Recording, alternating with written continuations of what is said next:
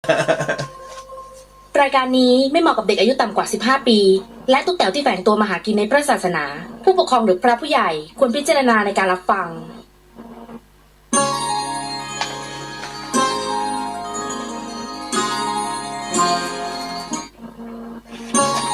หืม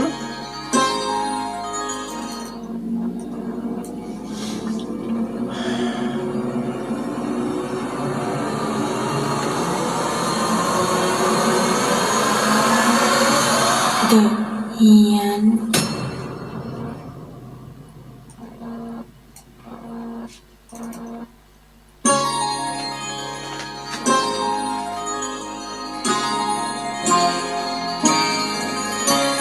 มาแล้วฮะสวัสดีครับคุณผู้ฟังฮะนะก็นี่คือสถานีวิทยุ FM 104.50 เมกะเฮิรตซ์จังหวัดเชียงใหม่นะครับเป็นประจำทุกค่ำคืนเนาะกับเดอะเฮียนอันนี้สดจากที่ห้องนอนเลย นะเพราะว่าบนสถานีนั้นห้ามนะฮะเป็นช่วงที่ห้ามจัดในตอนนี้อันเนื่องมาจากว่าเหตุผลทางโควิดนั่นแหละนะฮะอันแน่นอนที่สุดเดี๋ยวขอทักทายก่อนนะครับนี่คือเดอะเฮียนนะครับรายการที่ทุกคนฟังก็ได้นะไม่ฟังก็ได้นะคือบางคนที่กลัวผีแล้วตัดสินว่ามันชื่อเดอะเฮียนเนี่ยอันนี้เป็นผู้ที่เรียกว่าตัดสินเร็วไปแล้วก็ที่สำคัญคือว่ายังไม่ได้ฟังเนื้อหาเขากลัวแค่หัวข้ออันเนี้ยบ่งบอกว่าเวลาทำงานหรือว่าการจะเริ่มต้นทำงานบุคคลที่ตัดสินใจแบบนี้ฮะค่อนข้างจะประสบผลสำเร็จเนี่ยจะมีอุปสรรคแบบเยอะมากทำไมจึงเป็นเช่นนั้นเพราะไปตัดสินแล้วว่าไอ้รายการเนี้ยมันหลอนจริงๆมันเป็นรายการธรรมะบันเทิงซึ่งมันก็มีบางช่วงบางตอนที่เป็นผีแต่มันหลอนไหมเล่าเองไม่หลอนนะฮะเพราะว่าผมจะตีเรื่องราวตัวนี้มาเป็นหลักธรรมะแล้วก็มันเป็นหลักที่เรียกว่ามันเป็นหลักวิทยาศาสตร์แล้วมันเกิดขึ้นได้อย่างไรมันเป็นแบบนี้ฮะอันนี้คือรายการเดอะเฮียนวัตถุประสงค์นะผมไม่ต้องการให้คนมาเชื่อเรื่องผีไม่ต้องการให้คนมากลัวหรือว่าระแวงในสิ่งรอบข้างที่มันเกิดขึ้นแต่รายการนี้นะทำขึ้นมาเพื่อให้เห็นหลักความจริงหลักธรรมะขององค์พระสัมมาสัมพุทธเจ้าแล้วก็เป็นอะไรที่เรียกได้ว่าหลายๆคนก็ตอบรับบางคนคิดว่าเฮ้ยพี่เลียวยอดมันขึ้นหลัก10เองผมเนี่ยไม่ได้จัดให้น้องๆเฉพาะในตัวสื่อโซเชียลฟังแต่เนี่ยกำลังออนแอร์สถานีวิทยุ 104.50 เมกะเฮิรตซ์เพราะฉะนั้นยังมีประชาชนอีกมากมายเลยทีเดียวฮะที่ฟังนะตรงเนี้ยพี่เลียวก็เลยต้องบอกว่าเฮ้ยมันแค่เป็นกิมมิคเล็กๆนะฮะอันนี้เลยต้องบอกก่อนนะฮะอย่าตัดสินรายการด้วยหัวข้อว่ามันชื่อเดอะเฮียนนะจ๊ะขอบคุณมากครับพี่กามนะจ๊ะวันนี้ไปร้านหนุ่ยไม่ใช่ไหมไม่เรียกสักคำนะโอ้โหพอแล้วหัวใจละรัวพอแล้วโอ้โหน่ารักมากไม่ได้เจอกันนานนะคนเมืองไทยนะฮะมุติเพียรสงบดีเจ้าสวัสดีครับนะฮะแล้วก็มาถึงทีหวัดดีครับไม่หนาวเหรอพี่เลียวหนาวนะแต่มันก็ทนได้ไม่เป็นไรฮะพอจัดไปพูดมากมันก็เหนื่อยข้างใน มุติบอกว่าช่วงโควิดว่างขนาดเจ้าเลยได้เข้ามาดูได้บ่อยๆเจ้าใช่คุณผู้ฟังที่ฟังอยู่ต่างจังหวัดด้วยนะแล้วก็ที่ต่างประเทศด้วยเชื่อไหมว่าที่เชียงใหม่เคยพลุกพล่านฮะผมเป็นคนที่ชอบขี่จักรยานอย่างวันเนี้ยผมก็ขี่ไปที่โรงพยาบาลสวนดอกเพราะว่าต้องไปรับยานะฮะไม่ใช่บ้านะฮะคือไปรับยาประจำไตรมาสและคราวนี้ก็ขี่จักรยานเข้าไปในตัวเขตของตัวเมืองเชียงใหม่แถวตลาดวโรรสบ้างเพื่อไปกินข้าวแล้วก็เข้ามาที่คูเมืองก็คือคูเมืองหมายถึงว่ามันจะเป็น4มุมเมืองแล้วนี่คือตัวเมืองของเชียงใหม่ในสมัยโบราณเลยฮะเข้ามาในตัวเมืองขี่รถว่างมากยังงงเฮ้ยปกติรถแบบผมจะขี่รถเนี่ยเวลาจะข้ามถนนผมจะลงจากรถเพื่อที่จะจูงจักรยานข้ามนะฮะคุณฟังคนไหนที่ขี่จักรยานคุณอย่าเวลาข้ามถนนคุณอย่าขี่นะฮะให้ลงมาจูงเพราะว่าแรงต้นที่คุณถีบจักรยานมันช้าไอ้ตรงนี้แหละที่เกิดอุบัติเหตุจนถึงเรียกว่าเจ็บจนถึงเสียชีวิตก็เพราะว่ามัวแต่คิดว่าเฮ้ยต้องไปพร้อมจักรยานคือถีบไม่ได้คุณต้องลงแล้ววิ่งฮะนะฮะแล้วมองก่อนเหมือนกันฮะมอเตอร์ไซค์ออกจากซอยมักจะไม่ค่อยมองเพราะชะล่าใจคือเฮ้ยทำได้ตลอดรอดฝั่งเขาจะด่าช่างมันเราไม่สนมันชนมาเนี่ยคุณหาอะไรไม่ได้นะ ชีวิตหนึ่งชีวิตหาอะไรยากมากเพราะฉะนั้นเนี่ยผู้ป่วยผู้พิการเยอะมากอุบัติเหตุจากไหนมอเตอร์ไซค์ไม่ได้เมานะเพียงแต่ประมาทคือออกมาเลยไม่สนโลกนั่นนะฮะเพราะคุณไม่สนโลกเขาจึงไม่สนคุณแล้วเวลาตัวกรรมมันมาถึงคือมันชนไงปั้งเรียบร้อยหลังหักเดี๋ยววันนี้ยังมีเรื่องราวที่น้องส่งเข้ามาด้วยก็เกี่ยวกับเรื่องราวแบบนี้เป็นวาระสุดท้ายของผู้ป่วยน้องเป็นพยาบาลนะฮะแต่เป็นคำถามนะจ๊ะโอเคมาถึงคนเมืองใต้อันนี้กามพี่พูดถึงอันนี้ก่อนนะอันนั้นเดี๋ยวพึ่งแหมเข้าทั้งสองอันเลยนะฝากทักทายอาจารย์นัทด้วยนะฮะคิ้ว3 มิติป่าสารพีนะครับตอนนี้สอนออนไลน์นะครับคนเมืองใต้ทักทายครับผมนะฮะเดอะโจ๊กเกอร์สวัสดีครับพี่สวัสดีฮะมุกมิกสวัสดีครับพี่เลี้ยงสวัสดีค่ะนะจ๊ะแล้วก็มาถึงยิ่งลืมยิ่งจำสวัสดีครับพี่เลียวยิ่งลืมยิ่งจำคือตั้งชื่อได้ดีมากฮะ ยิ่งลืมยิ่งจำใช่มันตอกย้ำข้างในนะมาถึงคุณมิตรชัยสวัสดีครับพี่เลียวนะฮะเดอะโจ๊กเกอร์พี่เครื่องอินฟราเรดตรวจจับอุณหภูมิใช้ตรวจดูวิญญาณได้เหรอพี่เห็นหลายเพจที่เห็นหลายเพจผีเขาใช้กันใช้ได้ฮะถามว่ามันสามารถตรวจจับวิญญาณได้จริงไหมส่วนหนึ่งไม่ใช่กาดมั่วนะมันต้องมีคนชี้นำก่อนอย่างช่องส่องผีอ่ะมันจะมีคนที่เขาเห็นก็คือเรนนี่เห็นก่อนแล้วจึงชี้ไปนะตรงนั้นคือถ้าศาสตร์ไปมั่วเนี่ยมันเขาเรียกมันมีจุดจดจำเพราะตัวนี้มันไม่ใช่อินฟราเรดนะมันเป็นอะไรโกดฮันเตอร์คือจริงมันเป็นเครื่องตัวทำเอฟเฟกต์ของหนังนะฮะที่เขาใช้กันอยู่นะครับอันนี้ต้องบอกไว้ก่อนมาถึงในส่วนถ้าถามว่ามีใช้ได้จริงไหมผมให้ 85% มันใช้ได้จริงก็คือเห็นจริงๆกับพื้นที่ว่างๆแล้วเอาไปสอบคือเครื่องตัวนี้มันต้อง 30,000 นะถ้าระดับ 20,000 นี่อันนี้ปลอมเพราะ 30,000 มันจะอยู่ 35,000 จนถึง 45,000 เครื่องตัวนี้นะครับใช้ได้ถามว่าแจ็คมันรู้แจ็คไอ้โกดเรดิโอมันรู้วันน่ะโทรไปบอกพี่แจ็คพี่เลียวให้มาถามราคาจบเลยเดี๋ยวมันบอกให้ นะถามซื้อที่ไหนบอกด้วยนะฮะยิ่งลืมยิ่งจะสวัสดีค่ะสัญญาณจากฝางชัดเจนค่ะอุ้ยฝางหนาวไหมนะฮะผมก็อยากจะหาพื้นที่สงบไปพักที่น้ำพุร้อนฝางนะครับคุณจุฬาลักษณ์สวัสดีค่ะแม่หมอสวัสดีนะคะ โอ้ยน่ารักมากวันนี้เข้ามาทักนะแม่หมอนะฮะสาวสตูลของคุณน่ารักจังอย่านะอนอลูก2และอนอ เดอะโจ๊กเกอร์ผมปั่นจักรยานแถวบ้านทุกวันครับพี่ว่างๆเข้ามาในเมืองเชียงใหม่นะฮะคุณวัชรวิทย์หนาวมากครับวันนี้จริงดิผมว่ามันแค่อย่าเยือกนะผมอยู่ตีนดอยสุเทพนะฮะคุณนายตื่นสายสาวสารพีมาแววยุ้ยพี่จะบอกว่ายาสีฟันของน้องที่ให้มาเฮ้ยมันหอมมากคุณผู้ฟังผมบอกเลยมันมียาสีฟันผมไม่เคยติดยาสีฟันนะแต่พอน้องคนนี้เอายาสีฟันตัวหนึ่งมาให้ผมลองเข้าไป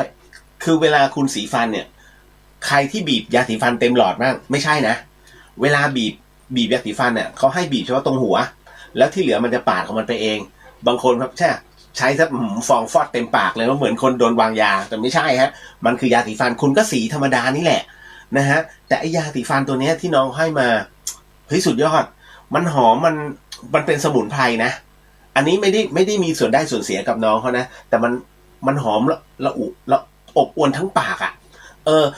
ก็มาถามรายละเอียดน้องเขาบอกว่าเพราะว่าอันนี้มันสำหรับคนที่กำลังดัดฟันอยู่แล้วก็สีฟันได้ไม่ดีแล้วจะมีกลิ่นคนที่มีกลิ่นปากด้วยอันนี้จะกลบได้ดีผมก็เลยลองมันกลบได้จริงๆฮะทั้งวันเลยผมพูดเนี่ยมันไม่เห็นภาพแต่ถ้าโดนไปทีนึงคุณจะบอกเลยเฮ้ยดีมากดีกว่าตอนแรกผมใช้ตีพลามันหลอดหนึ่ง200 กว่าบาทถูกป่ะของคอลเกตมาเจอนี่เข้าไปผมหยุดเลย เฮ้ยไม่โดนใจอันนี้โดน ขอบคุณมากน้องยุ้ยนะจ๊ะไม่ได้ขายของแต่อยากได้ ยิ่งลืมยิ่งจำที่ฝังหนาวมากค่ะจริงดิอยากไปผมอยากไปโดนมากเลยฮะ อันนี้อะไรคุณเกียงไกรสวัสดีครับผมพี่เลียวสวัสดีฮะอันนี้ยุ้ยบอกว่าไม่ได้ดูดวงกับแม่ชีเลยยังเศร้าใจตามไปดูก็ได้ฮะยุ้ยลูก3ค่ะไม่ใช่2ตายแล้วสาวสตูลอันนอ ขออภัยด้วยนะฮะเดี๋ยวมาเครื่องนี้บ้างมาถึงตรงนี้หนุ่มน้อยซอย7สวัสดีครับคุณเลียวสวัสดีฮะหายไปนานนะเนี่ยหนุ่มน้อยขอถามครับการเปลี่ยนชื่อมีผลต่อชีวิตไหมครับมีผลครับนะฮะตอบให้เลยฮะมีผลเพราะว่าจริงๆผมไม่ได้ชื่อพุทธิสิทธิ์นะผมให้อาจารย์คนหนึ่งที่เปลี่ยนตอนนั้นผมยังไม่ได้ศึกษาเรื่องนี้นะฮะขออภัยขอเปิดไฟนะฮะเดี๋ยวมันจะหลอนเกินไปผมก็กลัวตัวเอง นะคืออย่างนี้เรื่องของเรื่องก็คือว่าผมไม่ได้ชื่อนี้แล้วไปให้อาจารย์คนหนึ่งซึ่งเปลี่ยนชื่อน้องหญิงรัฐาโพงามเพราะเมื่อก่อนยายาหญิงไงนะฮะก็เลยลองไปดูสักหน่อยแล้วแกเปลี่ยนชื่อดาราหลายคนเนี่ยผมก็ไปพอเปลี่ยนชื่อปุ๊บ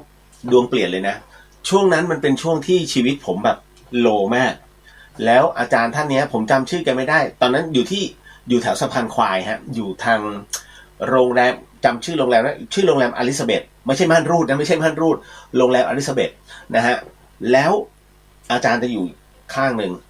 เวลาไปเปลี่ยนชื่อพิธีการเยอะมากต้องยกพานครูไปให้เฮ้ยมันเป็นอะไรที่พอเปลี่ยนปุ๊บชีวิตเปลี่ยนแล้วพอมาเรียนศึกษาในเรื่องของไม่ว่าจะเป็นตัวเลขหรือว่าโหราศาสตร์หรือว่าชื่อลายเซ็นปรากฏว่าอาจารย์แม่ชีก็เลยบอกว่าลองเซ็นชื่อพอผมเซ็นชื่อไปเนี่ยอาจารย์แม่ชีโอเคลายเซ็นโอเคแล้วคราวนี้มานับมาดูตัวอักษรอาจารย์แม่ชีบอกใช้ได้อันเนี้ยเวิร์กเฮ้ยแล้วชีวิตผมไม่เคยตกเลยนะฮะตั้งแต่นั้นเป็นต้นมาถามว่ามีอิทธิพลไหมสำหรับผมนะผมว่ามีนะฮะอันนี้หนุ่มน้อยซอย7นะฮะทำดีบอกว่าสวัสดีพี่เลี้ยวสวัสดีครับนะฮะผมเปลี่ยนไปเลยอุ๊ยสวัสดีฮะประธานเก่งนะฮะแหมสวัสดีครับอาจารย์เรียวนี่นะฮะอย่าเรียวนี่สิเรียวไม่เคยเป็นหนี้เรียวไม่ชอบเป็นหนี้AS บอกเรียวเป็นหนี้เนี่ยผมเซ็งเป็ดเลยซื้อเครื่อง AS ไม่ได้ นะฮะคือเมื่อก่อนเนี่ยผมจะให้บัตรประชาชนก็เมื่อก่อนแบบหญิงเยอะ ผมเป็นคนงั้นนี่เมื่อก่อนเลยแล้วเขาบอกว่าบอกว่าไอ้เนี่ยมันเป็นบินค้างนานมากคือพลิกต้องพลิกคือในลิสต์ดิจิตอลไม่มีแล้วต้องไปที่สาขาใหญ่ผมก็นึกเลยเราเคยให้ใครไปบ้างวะที่เขาขอยืมไปแล้วไปเปิดเบอร์โทรมีฮะผมเมื่อก่อนเนี่ยเป็นไงโอ้โหใจป๋ามากเข็ดตอนนี้เข็ด นะฮะนั่นแหละคุณ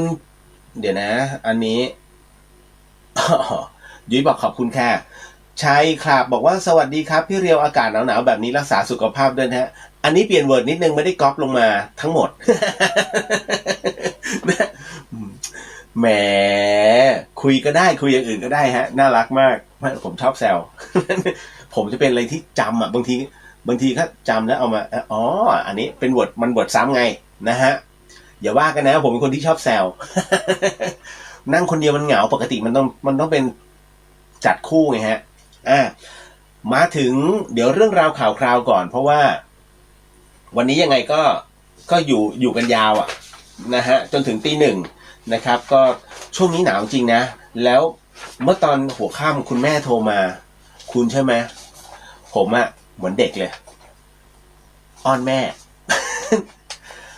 อย่าว่างั้นนี้นะคือคนทุกคนเนี่ยมันจะมีจุดเล็กๆเราแม้ว่าอายุมากแค่ไหนสำหรับแม่เราคือลูกเป็นเด็กจริงๆฮะคุณลองสังเกตต่อให้คุณแบบมีครอบครัวแล้วกลับไปปุ๊บตาหนูไอแดงแล้วบางคนเรียกตัวเองผู้ชายมีใครแทนตัวเองว่าหนูไหมมีไหมแม่คือประมาณแบบหนวดแม่งเฟิร์มแล้วว่าหัวงอกแม่หนูว่าเราฟังหนูเลยเหรอ นะบางคนก็แทนชื่อผมเนี่ยจะแทนชื่อตัวเองแล้วก็บางทีก็จะแทนตัวเองว่าลูกคุณแม่ครับ ลูกก็คิดถึงนะครับก็จะบอกอย่างนี้นะฮะบางคนถึงผมได้ถามมีผู้ชายคนไหนใช้หนูไหมมีสรรพนามแบบนี้เยอะมากนะฮะแล้วถามว่าน่ารักไหม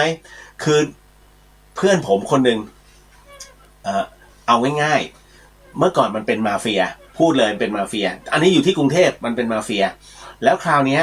โหดมากบู๊ไหนบู๊นั่นบาดเจ็บแล้วบาดเจ็บอีกเข้าโรงพยาบาลแล้วเข้าโรงพยาบาลอีกออกมาก็ยังเป็นนักเลงอยู่เหมือนเดิมแต่พอเจอแม่ก็กวักมือเรียกมันก็ไปผมก็เดินไปด้วยที่แม่สั่งไปได้หรือยังแม่เสียงเข้มมากครับไอ้นี่เข้าไปถึงโอ้สู้มา101หน้าน้ำพอไปถึงแม่หนูลืมแม่ หนูลืมผมก็หนูเลยเหรอมึง มึงใช้คำว่าหนูกับแม่ แล้วมันก็หันมาตาเขียวมามึงอย่าแซว หนูลืม นั่นแหละโอ้ยคือบอกแล้วว่าบางทีในสายตาแม่เราคือเด็กฮะนะฮะก็ยังไงก็ทำดีกับคุณพ่อคุณแม่ไว้นะครับโทรบอกนิดนึงคิดถึงเหนื่อยไหมเขาต้องการแค่เนี้ยตอนนี้นะใครที่เป็นสามีภรรยาแล้วคุณมีลูกคุณนึกไว้เลยวันนี้คุณคุยกัน2 คนสามีภรรยาเพื่อนถูกตัดขาดคนเราเมื่อมีความสุขเพื่อนฝูงจะลืมหมดเมื่อมีความทุกข์เมื่อไหร่นึกถึงเพื่อนทันทีเป็นอย่างนี้ทุกคนนะฮะนี่คือทุกคนเพราะฉะนั้นเนี่ยมันจะมีคำหนึ่งที่บอกเวลามึงสุขกันนะลืมกูเวลาทุกข์ปุ๊บก็นึกถึงอย่างนี้ฮะใช่ไหมนี่คือความจริงที่มันเกิดขึ้นเพราะฉะนั้นเนี่ยเพื่อนฝูงโทรหากันบ้างแต่ไม่จำเป็นต้องพูดมากเอ้ยเป็นไงสบายหรือทักทายไปในเฟซตึกนะฮะไม่จำเป็นต้องคุยกันทุกวันแต่นิดนึงเพื่อให้รู้ว่าวันนี้กูมีความสุขก็ส่งให้มันมั่งวันนี้กูมีความทุกข์ก็ส่งให้มันมั่งนิดนึงฮะขยันและมิตรภาพกันจะต่อเนื่องบางคนแบบหมั่นไส้ไงนะพอลำบากมันนึกถึงกูเลยนะพอละไม่ยุ่งกับมันจะมีอย่างนี้นะเพราะฉะนั้นเนี่ยฮะคุณระลึกถึงว่าณวันนี้คุณมองคุณพ่อคุณแม่พอแก่ตัวลงเขาไม่ได้คุยกับใครเลยนะคนเดียวที่เขาอยากคุยด้วยก็คือคุณนั่นแหละ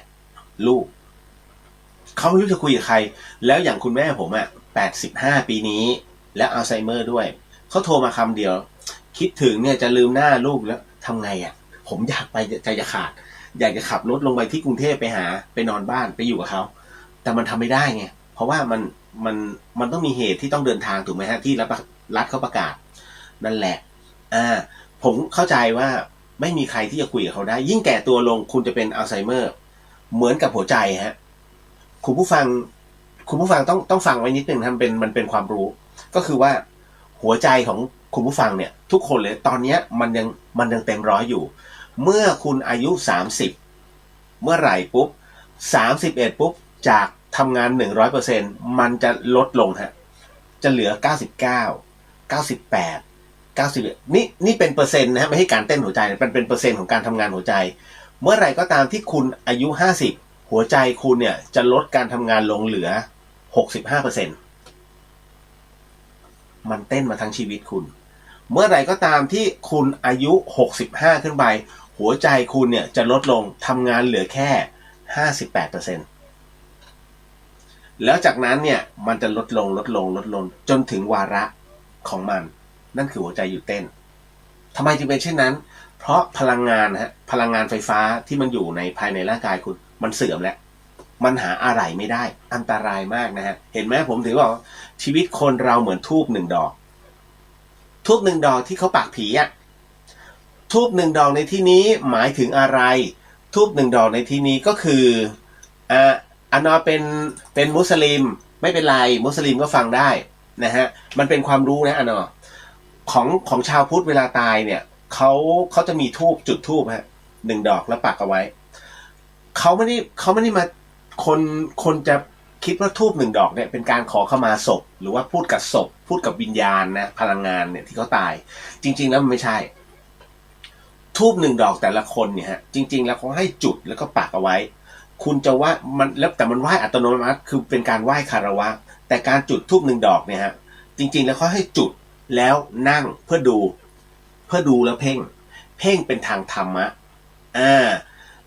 นะฮะทำไมถึงต้องเพ่งเพราะนี่คือกุศโลบายบางคนแต่ปัจจุบันเนี่ยจุดปุ๊บปักปุ๊บเดินหนี ไปนั่งคุยกันต่อไม่ได้ดูทูปนั้นทำไมทำไมต้องดูทูปแบบนั้นนะฮะกุศโลบายของศาสนาพุทธเป็นอย่างนี้ฮะก็คือว่าทูป1 ดอกเนี่ยนะฮะนี่คือการเกิดของมนุษย์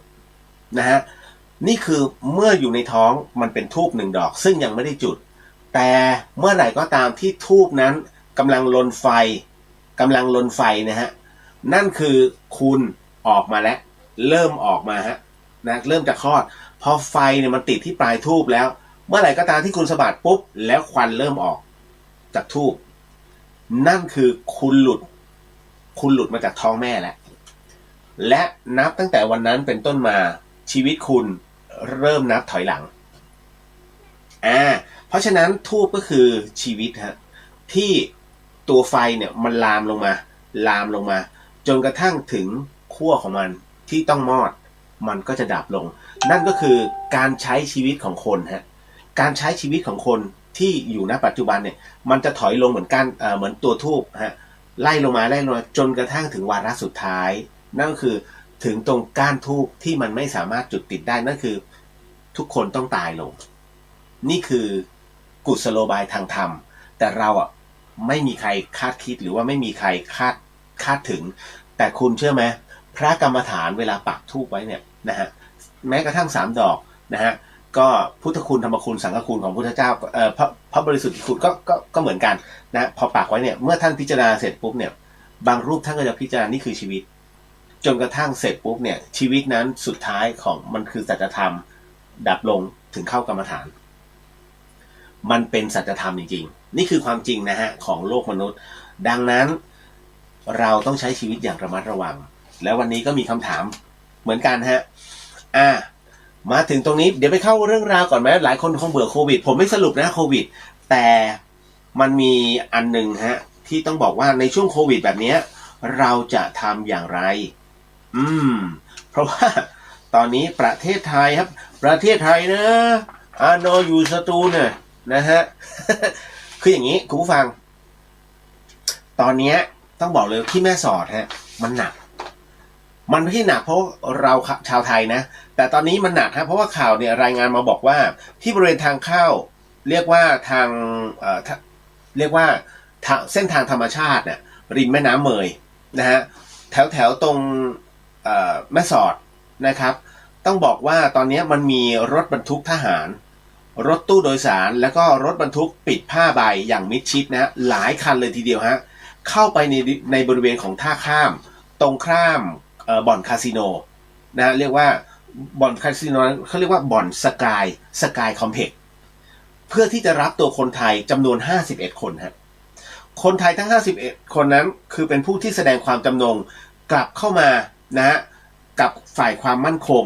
เพื่อเข้ามาในฝั่งไทยเข้ามาทำไมเพราะว่าทั้งหมดนั้นต้องการจะรักษาตัวนะฮะกับโควิดเพื่อทำการที่เรียกว่าต้องบอกก่อนเลยว่าพอสวอปเสร็จปุ๊บเนี่ยก็ตรวจสารคัดหลั่งที่โพรงจมูกเพื่อตรวจหาเชื้อนะฮะไวรัสโควิดเนี่ยหากผลเป็นลบก็จะถูกส่งไปยังสถานกักกันของรัฐที่โรงแรมภูอินอำเภอแม่สอดก่อนที่จะถูกดำเนินคดีในภายหลังขณะที่บ่ายวันนี้นายแพทย์ธงชัยนะฮะรองปลัดกระทรวงสาธารณสุขและคณะเนี่ย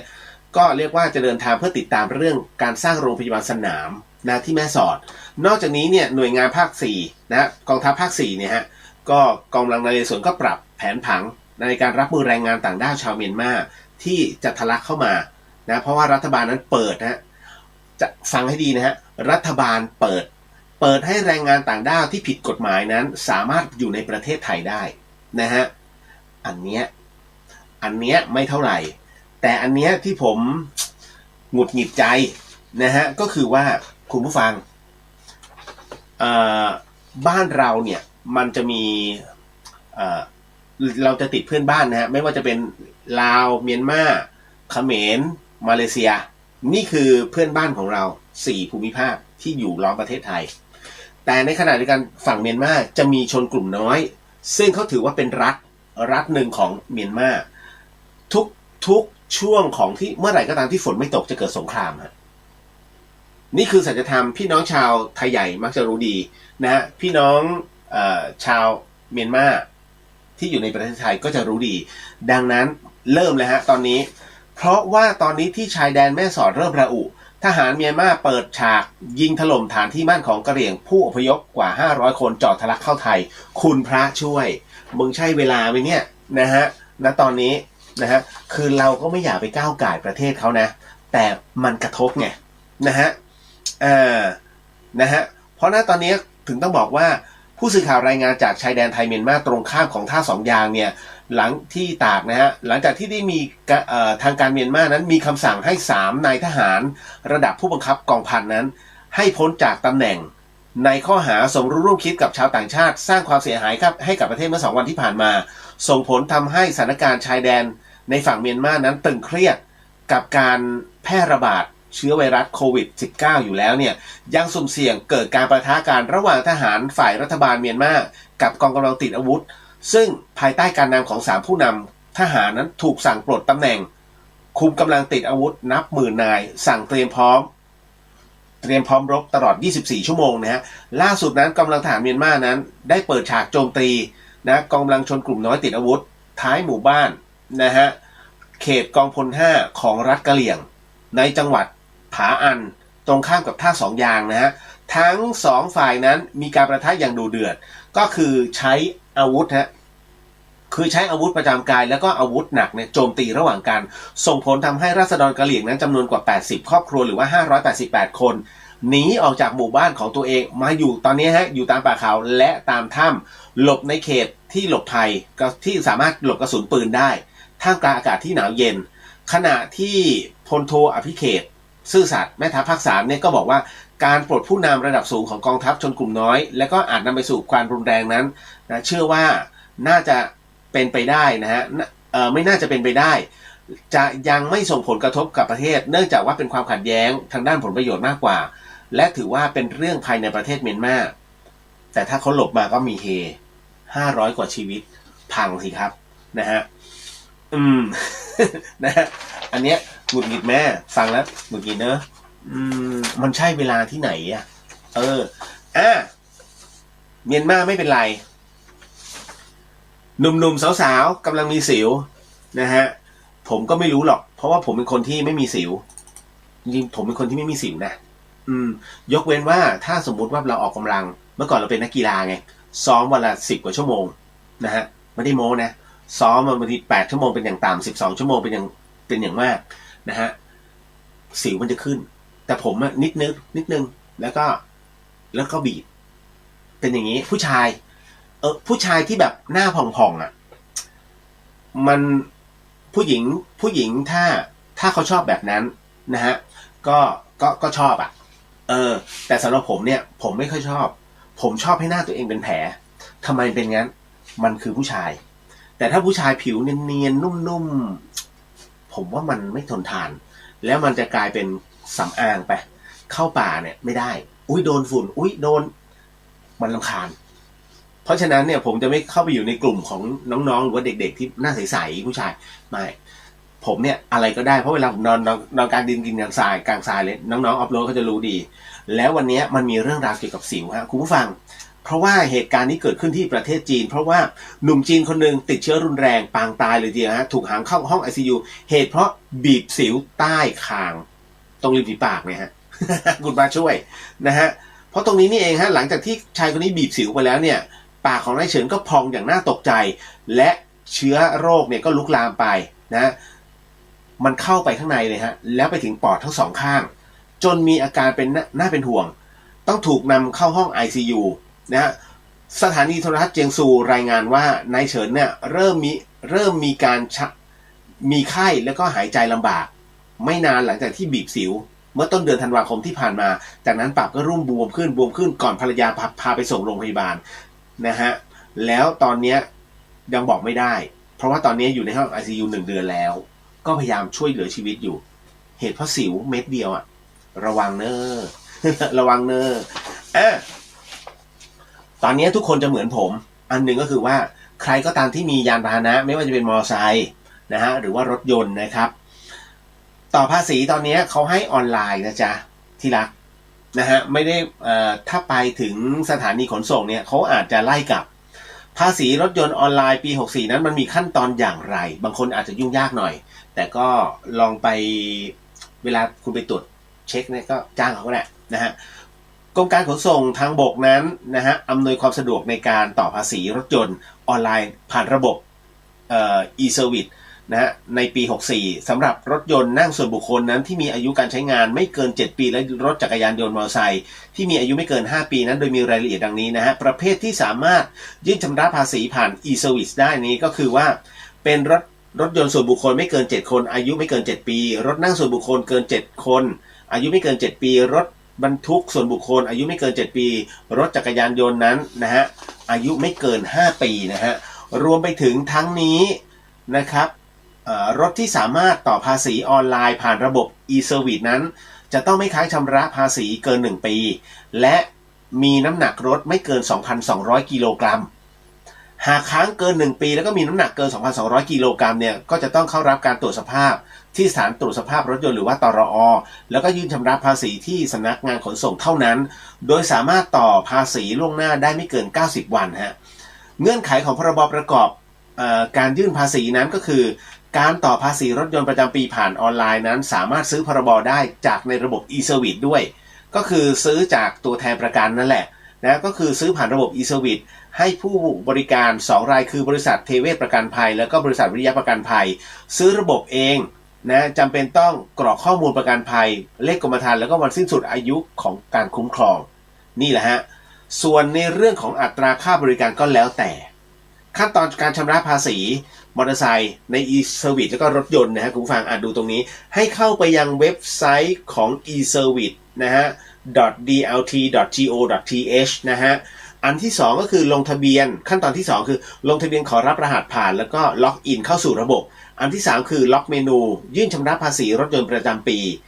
อันที่4กรอกรายละเอียดเกี่ยวกับรถและก็ยื่นชำระภาษีอันที่5ก็คือกรอกรายละเอียดหลักฐานการเอาประกันตามพรบคุ้มครองผู้ประสบภัยจากรถพ.ศ. 2535หรือซื้อจากระบบอันที่6ก็คือเลือกช่องชำระเงินเพื่อหักเงินนะของ ATM คุณหรือว่าเคาน์เตอร์โมบายแบงกิ้งว่าไปอันที่7ขั้นตอนที่7นะฮะตรวจสอบสถานะนะของการดำเนินการชำระภาษีสถานะการจัดส่งเอกสารหมายเลข EMS เลขกรมธรรม์ทั้งหมดมันจะมีขึ้นเป็นขั้นตอนให้คุณทำเป็นทีละขั้นนะฮะจนกระทั่งขั้นตอนสุดท้ายคือเครื่องหมายแสดงการเสียภาษีเป็นต้นพร้อมกับสมุดกรมธรรม์ถ้ามีนะฮะจะถูกจัดส่งมาที่ทางไปรษณีย์ตามที่ผู้จัดส่งเอกสารนั้นกรอกลงไปชัดเจนจบฮะนี่คือผ่าน e-service นะจ๊ะเหนื่อย มันเป็นปกติฮะเอาละฮะเดี๋ยวมาทักทายเพิ่มเติมนะจ๊ะครับผมสวัสดีครับพี่กัวกูลสวัสดีค่ะคุณเรียววันนี้ให้ได้ความรู้เรื่องทูบขอบคุณค่ะนะจริงๆผมพูดอยู่เรื่อยๆฮะเรื่องทูบนะฮะไก่หวัดดีค่ะไก่หรือไก่ก้อยตายขออภัยนะฮะหวัดดีค่ะพี่เรียวหวัดดีค่ะนะฮะแล้วก็คุณปริญญาน้องปริญหวัดดีค่ะพี่เรียวสวัสดีค่ะน้องแอนหวัดดีค่ะพี่เรียวหวัดดีค่ะนะฮะทักหมดอะนะฮะหิวเนอะจัดดึกๆมาหรอกแล้วผมพยายามลดน้ำหนัก ไม่ได้อ้วนนะตอนนี้เหลือ77จาก80ลงมาแล้วนะเดี๋ยวให้ลงมาอีกผมจะให้เหลือสัก69นะฮะแล้วเดี๋ยวค่อยจะโพสต์รูปตอนที่หล่อๆคุณธนสาดีจ้ายังอยู่เยอรมันใช่ไหมฮะเป็นไงบ้างตอนนี้นะครับ หมดแล้วก็ยังจริงๆมันยังมีเรื่องราวพอสมควรเพราะว่าเมื่อวานนี้น้องถามมาเยอะหลายคนถามผมเอาไว้นะฮะในเรื่องของตัวเนื้อนาบุญคือเวลาเราทำบุญนะฮะก็มักจะบางคนบอกว่าพี่เลียวที่บอกว่าไอ้เนื้อนาบุญของแต่พระเขาเรียกว่าค่าตัวคนทุกคนมีค่าตัวนะฮะมีค่าตัวมีพลังบุญเพราะฉะนั้นเนี่ยในเรื่องของค่าตัวของพลังบุญนั้นเนี่ยมันตอบไม่ได้จริงว่าใครนะค่าตัวเท่าไหร่มันเป็นเพราะอะไรมันเป็นเพราะว่าในส่วนของค่าตัวตรงเนี้ยมันขึ้นอยู่กับบุญเก่าบุญและวาสนาของคุณเองอันเนื่องมาจากอะไรอันเนื่องมาจากคุณดูจากนี้ฮะ อันที่หนึ่งรายได้ประจำวันรายได้ประจำเดือน หรือแม้กระทั่งในตำแหน่งงานเดียวกันอยู่บริษัทเดียวกันแต่เงินเดือนไม่เท่ากันสังเกตไหมสมมุติว่าเป็นซูเปอร์วิเซอร์คนเนี้ยเหมือนกับทำงานคือประมาณว่าด้วยอายุเขาเป็นซูเปอร์วิเซอร์เงินเดือน15,000คนนี้มาเหมือนกันซูเปอร์วิเซอร์เหมือนกันแต่อายุยังน้อยกว่าเงินเดือน10,000อย่างเงี้ยมันไม่เท่ากันทำไมถึงเป็นเช่นนั้นก็คือในเรื่องของค่าตัวนั่นแหละนะฮะเช่นเดียวกันกับเวลาทำบุญฮะการทำบุญกับพระสงฆ์ก็เช่นกันนะฮะการทำบุญกับพระสงฆ์เนี่ยก็จะเป็นในเรื่องของเนื้อนาบุญของแต่ละรูปแต่ละองค์นะฮะดังนั้นเขาวัดจากตัวไหนเขาวัดจากธรรมฮะไม่ใช่วัดจากพรรษานะฮะบางท่านเข้าใจผิดว่าอุ๊ยพรรษาเยอะหลวงปู่รูปนี้ต้องนี่ฮะต้องขลังแน่ๆขลังตามอายุขลังตามกาลเวลาที่ทำให้เรือนร่างของท่านนั้นเปลี่ยนแปลงไปแต่ธรรมะของท่านคุณต้องฟังก่อนถ้าธรรมะของท่านเมื่อแสดงออกมานั้นรู้สึกได้ไหมว่ายังไงว่าเอ้ยท่านใช่ไม่ใช่คุณจะรู้ด้วยธรรมชาติถ้าคนที่สนใจเรื่องธรรมะนะฮะคุณจะมีความรู้สึกว่าอุ๊ยหลวงปู่พูดออกมาแต่ละอันเนี่ยแต่ละคำมันโดนใจอันเนี้ยเขาเรียกว่าสมควรค่ากับที่หลายๆคนนั้นควรค่าคารวะแล้วก็ยกย่องแล้วก็นับถือแสดงว่าธรรมะของท่านคือธรรมชั้นสูงดังนั้นแม้ว่าหลวงปู่รูปนี้นะฮะอาจจะให้ทำชั้นสูงแต่พอมาฟังอีกรูปหนึ่งเฮ้ยโอ้ลึกซึ้งกว่าเยอะนะฮะเป็นพระหนุ่มนะฮะไฟแรงเหมือนกับเพิ่งบวชได้ไม่กี่พรรษาแต่เข้าใจในหลักธรรมดั่งเป็นขั้นตอน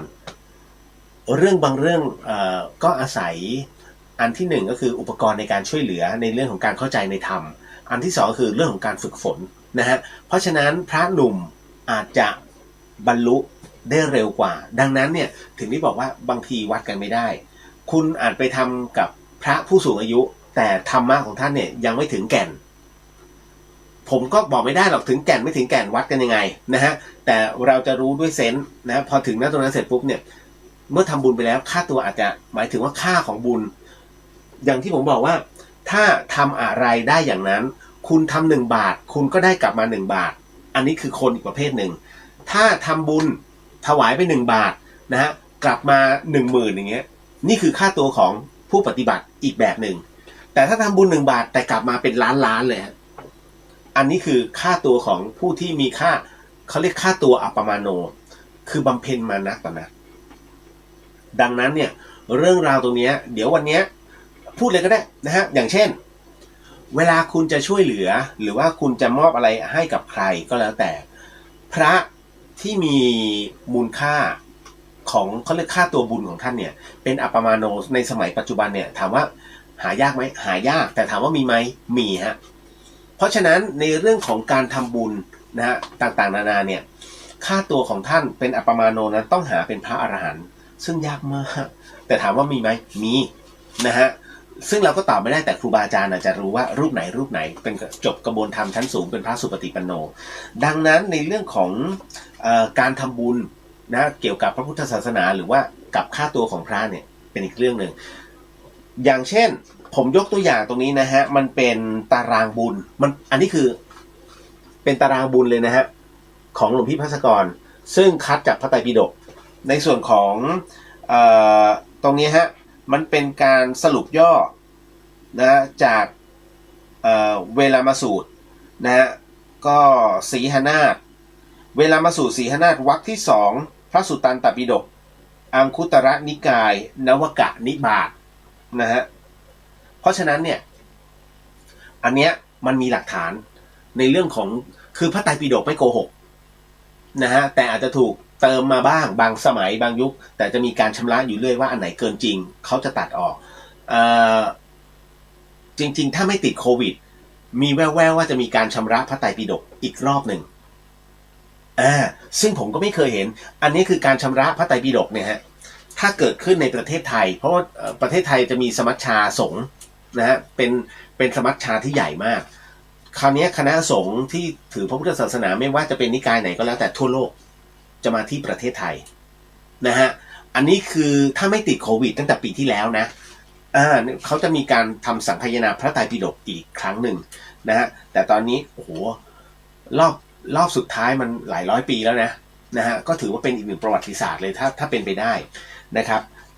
มาถึงตรงนี้ก่อนในเรื่องของการทำบุญท่านบอกอย่างนี้ว่าในตารางเปรียบเทียบบุญเนี่ยเขาบอกไว้ว่าการทำบุญนะ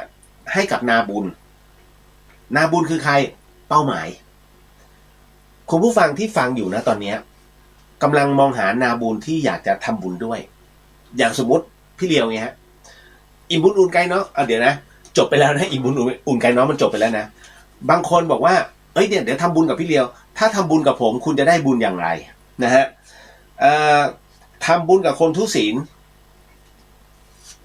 เอาเงิน1 บาทให้ไปคุณก็จะได้เงิน1 บาทนั้นกลับมาคนทุศีลหมายถึงว่าคนที่ไม่คือเชื่อมั่นว่าตัวเองเป็นที่ตั้ง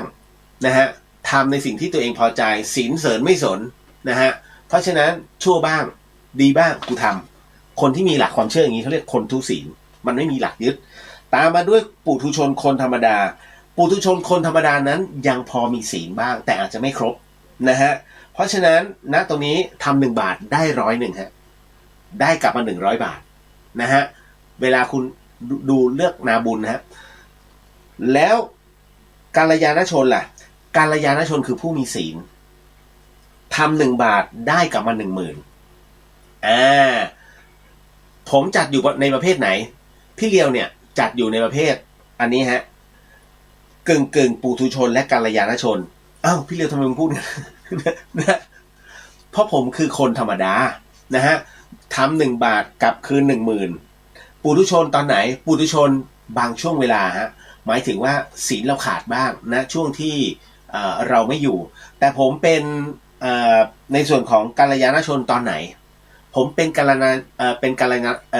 ลยาณชนตอนที่หลับก่อนจะนอนผมพูดเสมอนะฮะว่าก่อนนอนผมจะสมาทานศีล5ตลอดเพราะฉะนั้นตอนที่ผมนอนหลับผมจะศีลเต็มมากและเป็นอย่างนี้ตลอดทุกวันนะครับผมจะสมาทานศีลก่อนหลับเสมอดังนั้นนะตรงนี้ค่าตัวผมจึงมีเงิน10,000ทำบุญกับผมปุ๊บแล้วกลับมา10,000แต่คราวนี้ฮะถ้าทำบุญ1 บาทแล้วกลับไปเป็น1 ล้านใช้คำว่า1 ล้านไม่มีคำว่าแสนนะฮะข้ามไปเลยฮะนั่นคือกับทำบุญกับพระโสดาบันกรณีตรงนี้ฮะพระโสดาบันหมายถึงผู้ที่ถือศีลเป็นนิจเลยนะคนธรรมดาทำเป็นโสดาบันได้ไหมได้แต่ถือศีลเป็นชีวิตจิตใจใครจะเอาเงินมาล่อให้ผิดกฎหมายไม่บาปไม่เอามันเป็นเรื่องไม่ดีไม่เอานะฮะใครจะเฮ้ยพี่ช่วยฉีดปลวกหน่อยไม่แกฉีดเลยฉันยอมให้ปลวกมันแทะบ้านนะฮะพี่เนี่ยมันขโมยมะม่วงจากบ้านเราไปพี่ไปขโมยมันกลับมาหน่อยไม่แกอยากขโมยแกไปเองสินะฮะคือมีผู้หญิงมายั่วโอ้โหพี่ผู้หญิงมายั่วเป็นผมเนี่ยเอาแล้วไม่เอาเหอะแกเอาเหอะนะฮะผิดศีลนะคนประเภทนี้และพูดแต่ความจริงไม่แตะเล่าเลยทั้งชีวิตตั้งแต่ต้นจนจบทั้งชีวิตตลอดชีวิตนะฮะคนนี้จะเป็นแต่ว่าไม่ได้บวชนะฮะจะเป็นพระโสดาบันจะได้พระโสดาบันทันทีคือรักศีลเท่าชีวิตใครจะมายุอะไรไม่กูไม่สนไม่ทำเนี่ยฮะเมื่อตายลงเนี่ยค่าตัวเขาจึงอัพขึ้นนะฮะเพราะฉะนั้นหลายคนจะเห็นนะตอนที่ตายนะฮะทำไมบางคนจึงมีร่างกายที่เหมือนคนนอนหลับตัวอ่อนไปอ่อนมาเนื้อนิ่มไม่ต้องฉีดยาสังเกตไหมคุณลองดูใน YouTube เนี่ยนะฮะมีบุคคลธรรมดาเป็นชาวบ้านนี่แหละฮะแล้วเสียชีวิตไปพอเปิดโลงขึ้นมานะก็เห็นว่าเนื้อตัวยังนิ่มเหมือนเดิมนะบ้านนอกเขาจะไม่ฉีดยานะก็เนื้อตัวแกยังนิ่มเหมือนเดิมจับมานั่งถ่ายรูปพร้อมๆกันทั้งที่ตายแล้วนะเนี่ยคือโสดาบันกายทิพย์แกได้โสดาบันไปแล้วนะฮะก็เหลือแต่กายอันบริสุทธิ์ก็คือร่างธรรมดานี่แหละแต่ร่างนั้นยังรับอานิสงส์ไปด้วยพอสอบถามกับญาติพี่น้องก็บอกว่าในสมัยที่ยังมีชีวิตอยู่คุณตาเนี่ยแกเป็นคนที่ธรรมะธรรมโมแกเป็นมัคคณายกนะฮะอ่านว่ามัคคณายกนะฮะไม่ใช่มัคคทายกนะไอ้นั่นมัคคทายกไม่ใช่นกกระทานะมัคคณายกนะมัคคณายกเนี่ยนะก็เป็นแกเป็นมัคคณายกด้วยแล้วก็ถือศีลด้วยเพราะฉะนั้นแกก็จะอยู่เงี้ยไปวัดวากลับบ้านแค่นี้เลยเนี่ยฮะบุคคลประเภทนี้แหละเป็นโสดาบันเพราะฉะนั้นการทำบุญกับโสดาบันทำ1 บาทกลับมา1 ล้าน นะฮะอันนี้คือค่าตัวพระโสดาบันของผมเองเนี่ยอิ่มบุญอุ่นกายน้องนะฮะคุณผู้ฟังด้วยค่าตัวของผมเนี่ยมันขึ้นกับลงระหว่าง10,000กับ1,000นะฮะเพราะฉะนั้นเนี่ยผมจึงไม่มั่นใจในศีลของตัวเองที่ผมบอกเสมอเฮ้ยหลายคนก็ทำบุญกับพี่เดียวทำบุญกับพี่ผมมันไม่มีปัญหาผมรับมาหมดแต่คราวนี้ด้วยค่าตัวผมเนี่ยผมจะรู้ตัวเองนะว่ากูมีค่าตัวแค่เนี้ยแต่จะเติมยังไงให้กับคนที่เขามาบริจาคให้กับเราผมก็เลยต้องเอาทั้งหมดทั้งมวลเนี่ยฮะพร้อมกับสิ่งของถวายพระผมก็ถวายพระอาจารย์อีกทีหนึ่งพระอาจารย์ท่านก็พอรับเสร็จปุ๊บทั้งเงินทั้งสิ่งของนั้นกลายเป็นของพระแล้วพระอาจารย์วิสุวัตนะฮะท่านเปี้ยมากเรื่องและท่านเป็นพระวิปัสสนาจารย์เพราะฉะนั้นเนี่ยค่าตัวหรือว่าค่าบุญของคุณที่ได้รับจากอิ่มบุญอุ่นกายน้องมันอัพเลยฮะโอ้โหอัพแบบแถวถ้าพูดยาวๆคืออัพทิพหาย นะฮะเพราะฉะนั้นคือได้ค่าตัวบุญของผมไปด้วยแล้วก็ได้ค่าตัวของพระอาจารย์ไปด้วยมันจึงอัพขึ้นนะฮะเพราะฉะนั้นเนี่ยคุณมีเสบียงบุญอยู่เยอะพอสมควรนะนั่นคือสิ่งที่ผมทำนั่นแหละเพราะฉะนั้นนะตรงนี้นี่เองนะฮะแต่ถ้าสมมุติต้องการทำเงินทำบุญ1 บาทแต่กลับมาถึง100 ล้านล่ะคุณต้องหาผู้ที่เป็นพระที่มีความเป็นพระเขาเรียกว่าสกิทาคามีพระสกิทาคามีเนี่ยค่าตัวของท่านเนี่ยสูงนะกว่าจะอัพขึ้นมาจากโสดาบันเป็นสกิทาคามีเนี่ยยากมากต้องบำเพ็ญต้องเสียสละต้องทำอะไรอีกหลายๆอย่างและต้องมีสมาธิแต่บางเรื่องยังละไม่ได้ก็ได้แค่สกิทาแต่ถ้าต้องการอัพสูงขึ้นมาอีกนะฮะเกือบจะสูงสุดแต่อันนี้สูงขึ้นมาอีกคือเป็น10,000 ล้านทำบุญ1 บาทแต่ได้กลับมา10,000 ล้านบาทนั่นคือไปถูกเขาเรียกว่าไปโดนพระอนาคามีพระอนาคามีฮะเพราะเมื่อกี้สกิทาและอนาคาคุณผู้ฟังฮะมหาเศรษฐีหลายท่านนะได้ทำบุญกับครูบาอาจารย์มากต่อมากเหลือเกินทำไมธุรกิจเขาแม้แต่ในช่วงโควิดแต่ยังได้เงินเป็นพันล้านและเป็น10,000 ล้านเมื่อสะสมออกมาแล้วเป็น10,000 ล้านทั้งที่อาจจะได้กำไรแค่ไม่กี่ร้อยล้านนะแต่พอมันทับทรัพย์สินทั้งหมดของเขาเนี่ยมันรวมค่าเป็น10,000 ล้านเพราะว่าครั้งหนึ่งในชีวิตหรือหลายครั้งในชีวิตดันทำบุญถูกที่ถูกทางฮะไปทำบุญกับพระซึ่งเป็นพระสุปฏิปันโนเขาเรียกว่ามีระดับถึงชั้นอนาคามีถึงมีทรัพย์สินรวมแล้วเป็น10,000 ล้านมันมีไม่กี่คนละคุณแต่ที่เป็นอัปมาโนจริงๆนะนั่นคือทำบุญกับพระอรหันต์ฮะถ้าทำบุญกับพระอรหันต์นั้นโอ้โหคุณเอ้ยค่าตัวนี้มันเป็นพันล้านน่ะจริงๆมันเป็นพันล้านล้านนะฮะเพราะฉะนั้นณตรงนี้จึงมีไม่กี่คนที่เจอกับพระอรหันต์แล้วทรัพย์สินรวมกันได้ขนาดนั้นนะฮะพอมาถึงตรงนี้ฮะมูลค่า1,000 ล้านเลยนะฮะใช่ไหมเดี๋ยวตึงมูลค่าแสนละคือเรียกว่าอัปมาโนนะฮะเพราะฉะนั้นนี่คือค่าตัวของแต่ละเลเวลนะฮะเช่นเดียวกันหลายคนที่ได้ฟัง31ภพภูมินะฮะแล้วก็ได้ยินครูบาอาจารย์นะฮะพูดถึงในเรื่องของเมื่อคนเราเนี่ยตายไปแล้วภพภูมิเนี่ยมันจะมีทั้งหมด31ภพภูมิถูกไหม16 ชั้นฟ้า15 ชั้นดินนะฮะระหว่างภพมนุษย์คุณผู้ฟังระหว่างภพมนุษย์เนี่ยมันขึ้นมาเนี่ยมันคือเขาเรียกว่ามันเป็นช่วงของกึ่งเทวดาเรียกว่าเป็นอยู่ในระดับกึ่งเทวดาแล้วกันแล้วจึงขึ้นมาเป็นชั้นจตุมหาราชิกาจตุมหาราชิกานั้นเนี่ยต้องบอกก่อนเลยว่ามีกว่าจะถึงชั้นนั้นได้เนี่ยนะฮะคือพระเวลาท่านเทศอย่างหลวงพี่ภัสกรท่านเทศเนี่ยสวรรค์ชั้นแรกคือจตุมหาราชิกาสวรรค์ที่ชั้นที่2คือดาวดึงส์นะยามว่าไปแต่คราวนี้ทำไมท่านจึงเทศแบบนั้นท่านเทศตามสเต็ปที่ท่านศึกษาแต่จริงๆแล้วอันนี้เดี๋ยวก่อนนะ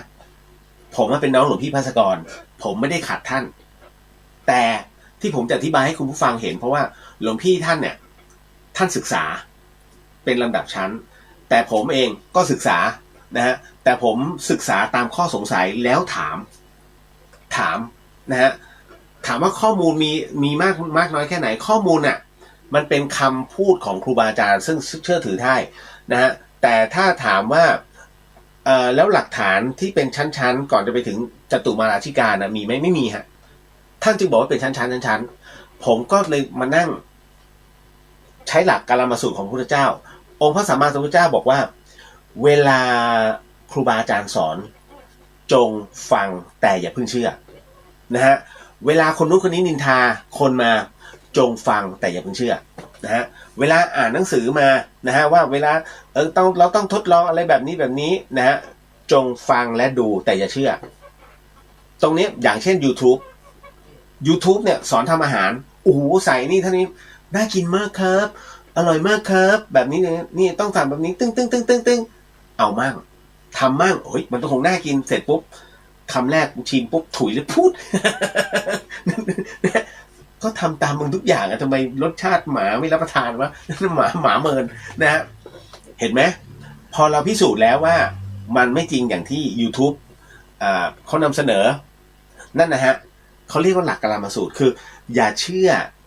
ต่อเมื่อเราได้ทดลองแล้วถ้ามันเกิดกุศลหมายถึงว่าเฮ้ย YouTube เขาให้ทำแบบนี้เราก็ทำตาม YouTube แต่รสชาติมันอร่อยจงเชื่อถือคนนี้เขาเรียกจงเชื่อถือในสิ่งนั้นเพราะคนนี้พูดจริงแล้วให้ทดลองจริงแล้วมันอร่อยจริงนี่แหละฮะเขาเรียกว่ากุศลพระพุทธองค์จึงได้บอกว่าจงเชื่อในสิ่งที่เป็นกุศลนะฮะเพราะฉะนั้นทั้งหมดทั้งมวลเนี่ยผมถึงได้บอกว่าผมไม่เชื่อในสิ่งที่พระท่านสอนเอาง่ายๆอย่างพระพี่ผมอะที่สอนเนี่ย30ภพภูมิเนี่ยผมเชื่อว่าทั้งหมดเป็น30ภพภูมิแต่ผมไม่เชื่อทั้งหมดเพราะท่านถึงได้บอกให้ฟังไว้ก่อนทำไมจึงเป็นเช่นนั้นเพราะคนเราพอตายปุ๊บทำดีมาตลอดตายปุ๊บคุณจะไปอยู่ชั้นจาตุมเลยได้เหรอพอดีว่าตำแหน่งของเราเนี่ยมันมีสวรรค์แต่ละชั้นอยู่อย่างนี้นะท่านท้าวพญายมราชจะบอกนั่นเหรอนะฮะสวรรค์ชั้นทำดีไปนี่เลยนะไป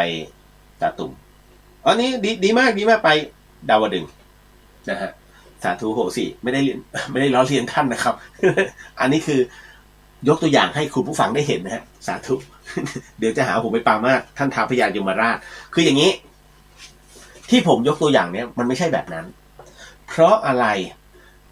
ก่อนที่คนเราจะไปอยู่ในบริษัทนั้นเนี่ยในตำแหน่งอันนั้นน่ะมันต้องมีตำแหน่งย่อยก่อนพอคุณตายปุ๊บเนี่ยคนเราเกิดมาทำความดีไม่เท่ากันพอทำความดีไม่เท่ากันเนี่ยมันจึงต้องผมเอาง่ายๆเดี๋ยวจะน้อยใจกันพอตายปุ๊บไม่มีใครตกนรกแล้วกันนะเอาเป็นว่าขึ้นสวรรค์สมมุติอันนี้เป็นการสมมุตินะจ๊ะผมไม่ได้บอกว่าจะต้องตกนรกแล้วนรกเป็นยังไงสวรรค์เป็นยังไงเดี๋ยวค่อยอธิบายที พอตายลงปุ๊บเนี่ยทุกคนเลยนะฮะเหมือนกับคุณไปสมัครงานไม่มีหรอกฮะที่บริษัทนี้จะเปิดรับผู้จัดการทุกตำแหน่งมีไหมคุณเคยเห็นไหมนะฮะแม้กระทั่งเซเว่นเข้าไปเนี่ยคุณต้องเป็นพนักงานก่อนแล้วค่อยเรียนรู้ไต่เต้าขึ้นไปนี่แหละฮะถึงจะเป็นผู้จัดการร้านนี่เพราะฉะนั้นเหมือนกันความดีที่จะขึ้นสวรรค์ได้มันต้องมีการไต่เต้าก่อนถึงจตุมหาราชิกาเนี่ยฮะมันจะมีเป็นชั้นๆเป็นเลเวลทำไมคุณหลายคนต้องเจอผีมันเข้าประเด็นตรงนี้ฮะคุณผู้ฟังนะฮะไหนๆก็เข้าผีไงทำไมคนทุกคนจึงต้องเจอผีแต่ผมกำลังบอกว่าการเจอผีของแต่ละคนนั้นไม่เหมือนกันฮะคุณผู้ฟังเพราะผีที่แต่ละคนเจอนั้นเป็นผีที่เลเวลอยู่ต่ำๆกำลังรอปรับภพภูมิให้ไปอยู่จตุมหาราชิกาผีเลเวลไหนล่ะอยู่นั้นที่คุณขอหวยกันเนี่ยนั่นแหละตรงนั้นคือเทวดานะฮะถ้าตามต้นไม้ใหญ่เขาเรียกว่าอารักษ์นะฮะเพราะฉะนั้นจะมีอารักษ์ประจำต้นไม้แต่ละต้นไม้ก็คืออย่างที่น้องถามโจ๊กเกอร์ถามนะฮะว่าส่องผีเนี่ยเป็นถ้าส่องไปที่ต้นไม้ใหญ่คุณจะเจอเพราะจะมีอารักษ์อยู่ประจำต้นไม้ฮะแต่คราวนี้ก็คือว่าแล้วพวกเนี้ยทำอะไรมาพวกนี้คือเราฮะบทตอนเป็นมนุษย์คือมนุษย์คุณผู้ฟังแต่คราวนี้พอตายลงเนี่ยด้วยความดีที่ทำเอาไว้เยอะผมใช้คำว่าความดีนะฮะ ความดีที่ทำเอาไว้เยอะนะฮะเลเวลตรงนี้เมื่อถูกตัดสินในระยะแรกๆนะครับให้บำเพ็ญก่อนไม่ใช่ว่าอยู่ๆแล้วต้องไปสวรรค์แน่นอนที่สุดนะท่านท้าวพญายมราชเขาเรียกว่าวันที่100ตามที่หลวงปู่ดูนะฮะท่านได้บอกเอาไว้ว่าวันที่100ของการทำบุญถ้าบุญถึงพร้อมปุ๊บวิญญาณตนนั้นเนี่ยไม่ต้องรอตัดสินแต่อัพขึ้นไปเลยฮะการคำว่าอัพขึ้นไปเนี่ยยังไม่ถึงจาตุมหาราชิกานะแต่ว่าให้ไปเป็นเทวดาโดยอัตโนมัติเทวดาในที่นี้คือต่ำกว่าชั้นจาตุมถ้าบุญไม่ถึงคุณต้องไปทำบารมีเพิ่มเติมเอาเองทำบารมีแบบไหนช่วยเหลือเกื้อกูลเพื่อนมนุษย์ทั้งหลายนะฮะอารักษ์ป่าตรงนี้บ้างนะฮะดูแลสัตว์ตรงนี้บ้างดูแลอยู่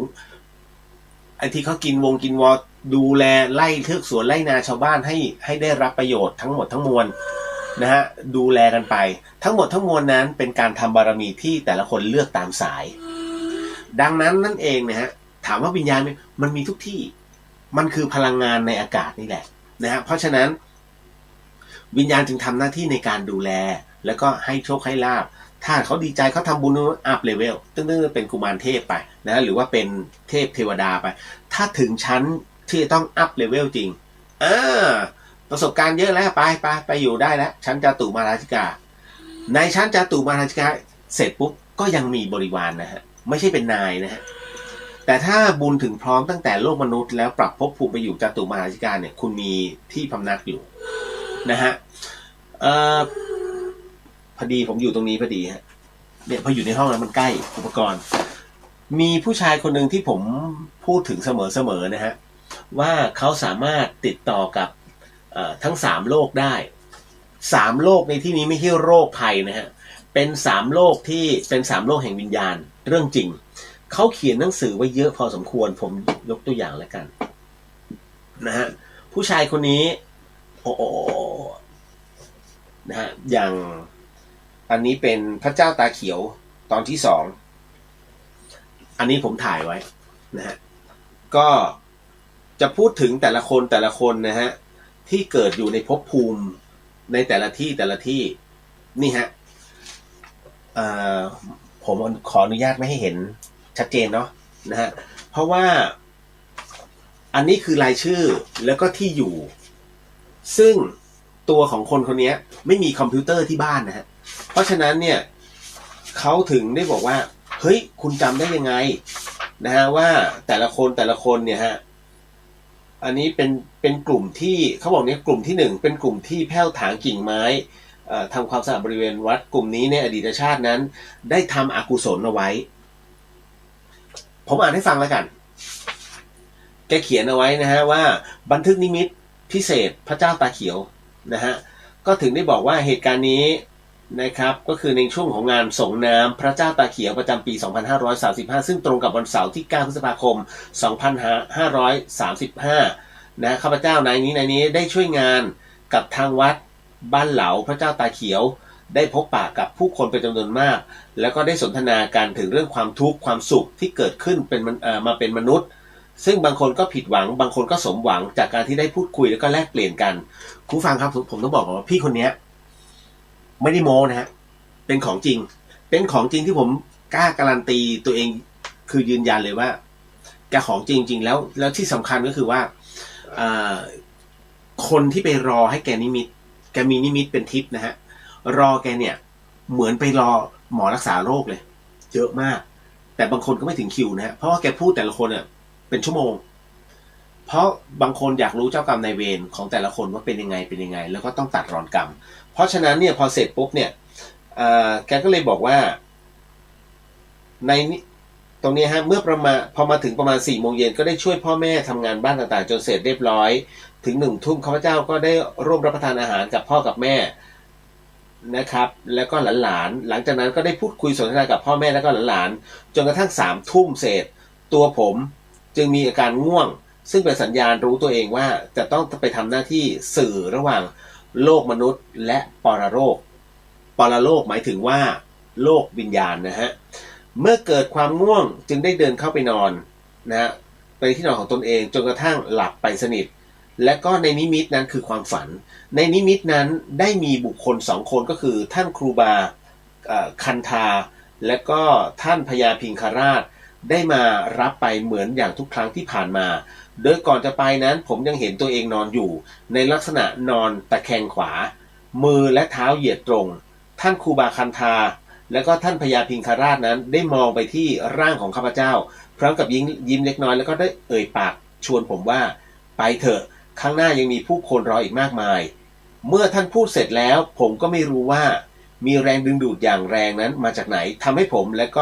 ละท่านทั้งสองนั้นปลิวขึ้นไปอย่างรวดเร็วนะฮะไปไกลประมาณครึ่งชั่วโมงฮะคุณผู้ฟังท่านทั้งสองจึงพาไปลงยังสถานที่แห่งหนึ่งอันนี้เป็นบันทึกเลยนะฮะคุณผู้ฟังซึ่งณที่นั้นผมได้สังเกตเห็นศาลาทรงจตุรมุขนะขนาดใหญ่ตั้งอยู่เรียงรายประมาณ10 กว่าหลังท่านครูบาคันธาแล้วก็ท่านพญาพิงคราชนั้นก็ได้พาผมนั้นไปยังที่ศาลาหลังแรกฮะซึ่งศาลาหลังแรกนี้ก็ได้มีคนนั่งรออยู่แล้วพอเห็นหน้าที่คนที่นั่งอยู่ในศาลานั้นเนี่ยตัวผมก็จำได้เลยฮะแม่นยำว่าคนนั้นก็คือท่านท้าวนาประกาพรหมซึ่งกำลังอยู่ในขณะที่เตรียมพร้อมและก็รอคอยอยู่ก่อนแล้วท่านท้าวนาประกาพรหมนั้นเมื่อเห็นคณะของผมก็ได้แสดงความปิติยินดีเป็นอย่างมากและก็ได้กล่าวเชื้อเชิญให้คณะของผมนั้นขึ้นไปบนศาลาหลังนั้นเมื่อขึ้นไปบนศาลาแล้วเนี่ยท่านครูบาคันธาก็ได้นั่งที่หัวโต๊ะก็เตรียมนะจัดเตรียมไว้ส่วนท่านพญาพิงคราชและผมนั้นก็ได้นั่งถัดเรียงมาตามลำดับเสร็จแล้วท่านครูบาแล้วก็พญาพิงคราชก็ได้ส่งยิ้มให้ท่านท้าวท่านท้าวนาประกาพรหมแล้วท่านครูบาคันธาก็ได้พูดขึ้นว่าท่านท้าวมีอะไรจะสั่งไปยังโลกมนุษย์ก็พูดได้แล้วนะเพราะถึงเวลาแล้วที่จะได้พูดกัน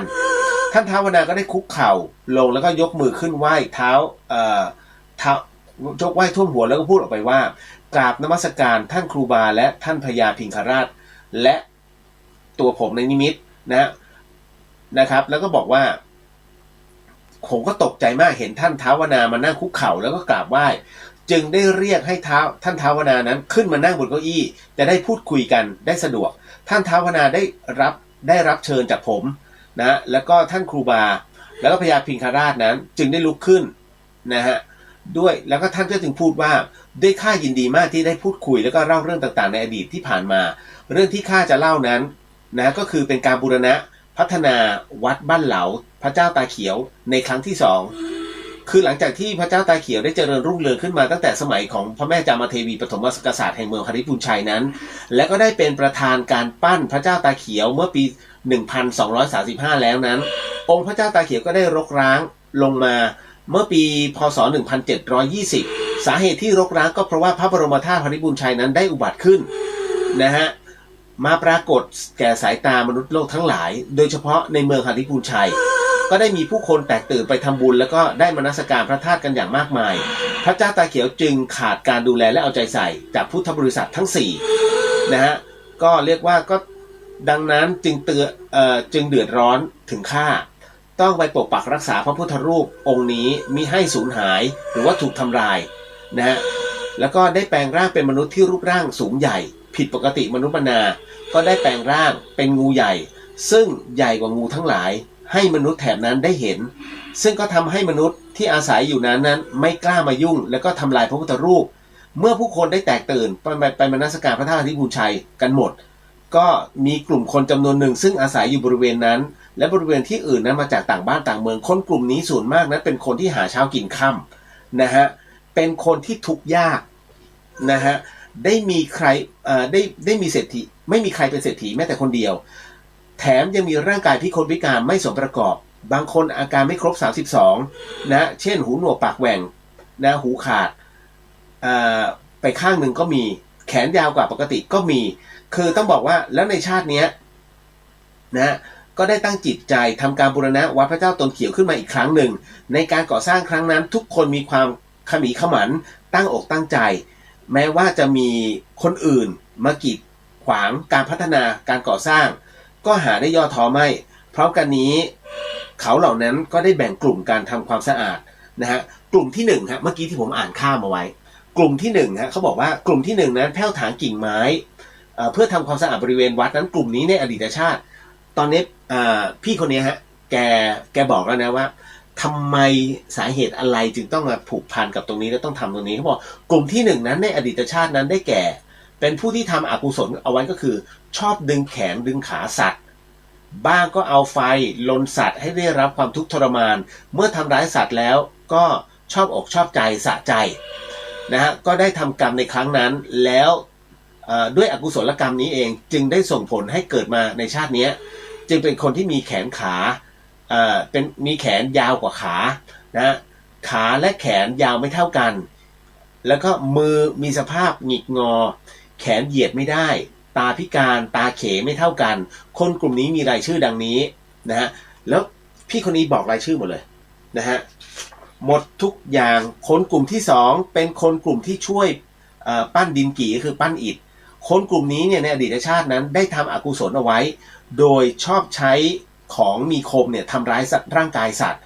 ทำให้ได้เกิดความบาดเจ็บนะฮะทำให้สัตว์นั้นบาดเจ็บแล้วก็เมื่อทำร้ายแล้วก็ปล่อยให้เป็นไปตามยถากรรมด้วยความทุกข์ทรมานก็ยังชอบหักคางสัตว์นะด้วยบาปอกุศลนี้เองทำให้คนกลุ่มนี้เกิดมามีร่างกายที่มีตุ่ม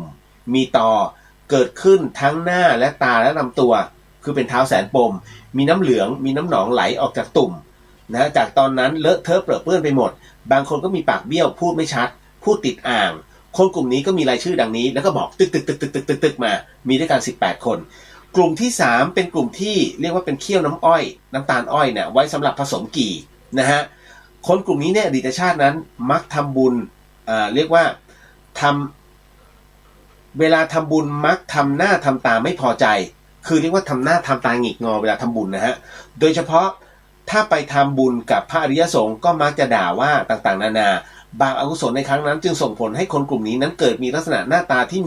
มีแต่กระดูกตาลึกโปนเหมือนผี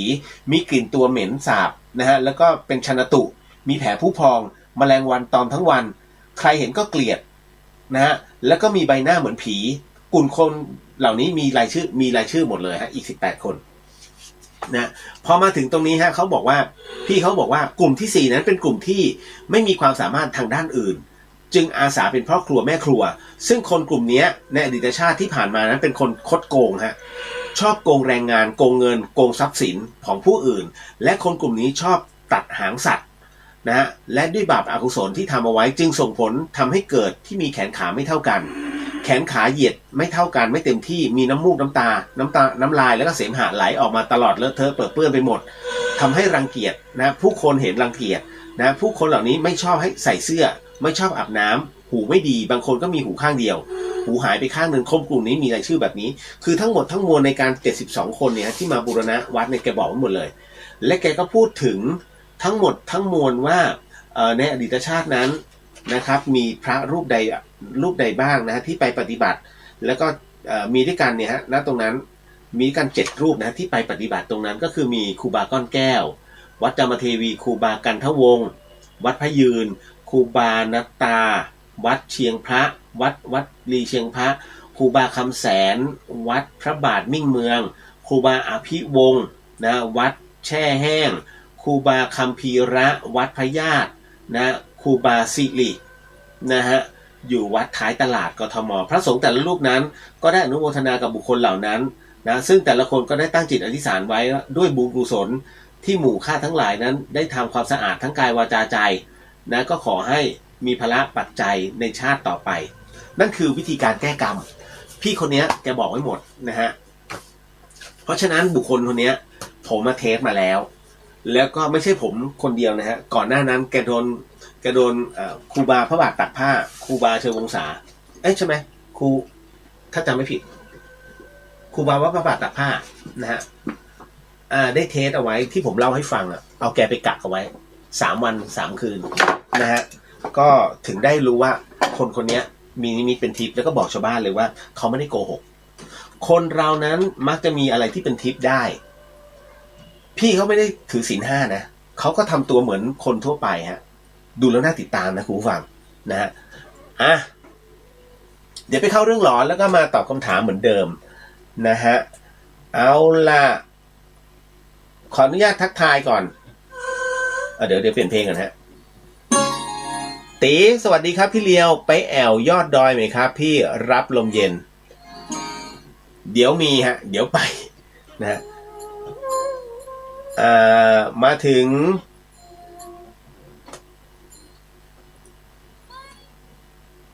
อะไรเนี่ยก็มาม่าเนี่ยมาม่าไหนคะมาม่าอ๋อหมาฮะหมาชื่อมาม่า แล้วก็ม้ามาไหมคะอ๋อไม่มาฮะไม่มา คุณแม่ไม่มานะฮะยิ่งลืมยิ่งจำใจที่เย็นชาสู่ประปาเย็นเฉียบไม่ได้หนาวมากยิ่งดึกยิ่งหนาวนะค่ะพี่เลียวจริงดินะฮะก็ขอบพระคุณนะฮะหลายๆท่านเดียครับพระพุทธบาทผาหนามครับนะฮะก็อันนี้ผมพูดเอาไว้คร่าวๆนะฮะว่าคือมีบุคคลประหลาดในโลกนี้เยอะพอสมควรนะครับผมไม่ได้ประหลาดนะแต่ผมชอบที่จะไขว่คว้าหาแล้วก็พูดคุยนะกับพวกพี่ๆเขาเอาล่ะคุณผู้ฟังเข้าสู่เรื่องราวหลอนๆกันเลยดีกว่าก่อนที่ไปตอบคำถามและนี่ก็คือ The Hien ทาง FM 104.50 MHz ครับคุณผู้ฟังครับ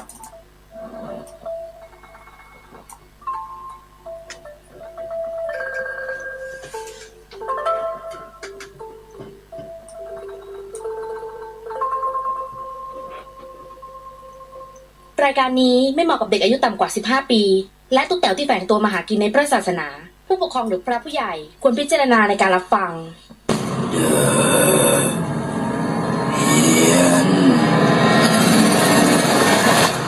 เข้าสู่ในช่วงของ The Hien นะฮะกับเฮียนสยอง2เรื่องนะคุณฟังต้องบอกก่อนว่าสิ่งที่คุณผู้ฟังกำลังจะได้ยินได้ฟังเรื่องราวจากผมต่อไปนี้อย่าเชื่อนะฮะให้ฟังหูไว้หูแล้วก็ใช้วิจารณญาณทุกครั้งในการรับฟังเรื่องราวประเภทนี้นะฮะข้อสำคัญเนี่ยอยากให้คุณผู้ฟังได้ฟังเป็นนิยายเพราะว่าเรื่องที่ผมกำลังจะเล่าต่อไปนี้เป็นเรื่องที่คุณสหัสนัยเอาเรื่องนี้มาเล่าให้ฟังเป็นเรื่องที่เกิดขึ้นที่กรุงเทพมหานครฮะเรื่องตรงนี้คุณเขาบอกว่ามันมีอยู่อย่างนี้ฮะคุณผู้ฟังเขาบอกว่ามันมีอยู่ช่วงหนึ่งฮะผมได้ถูกส่งไปฝึกงานที่บริษัทแถวสีลมแล้วบ้านผมเนี่ยอยู่ทางไปเรียกว่าอยู่ทางไปนครนายกนะฮะ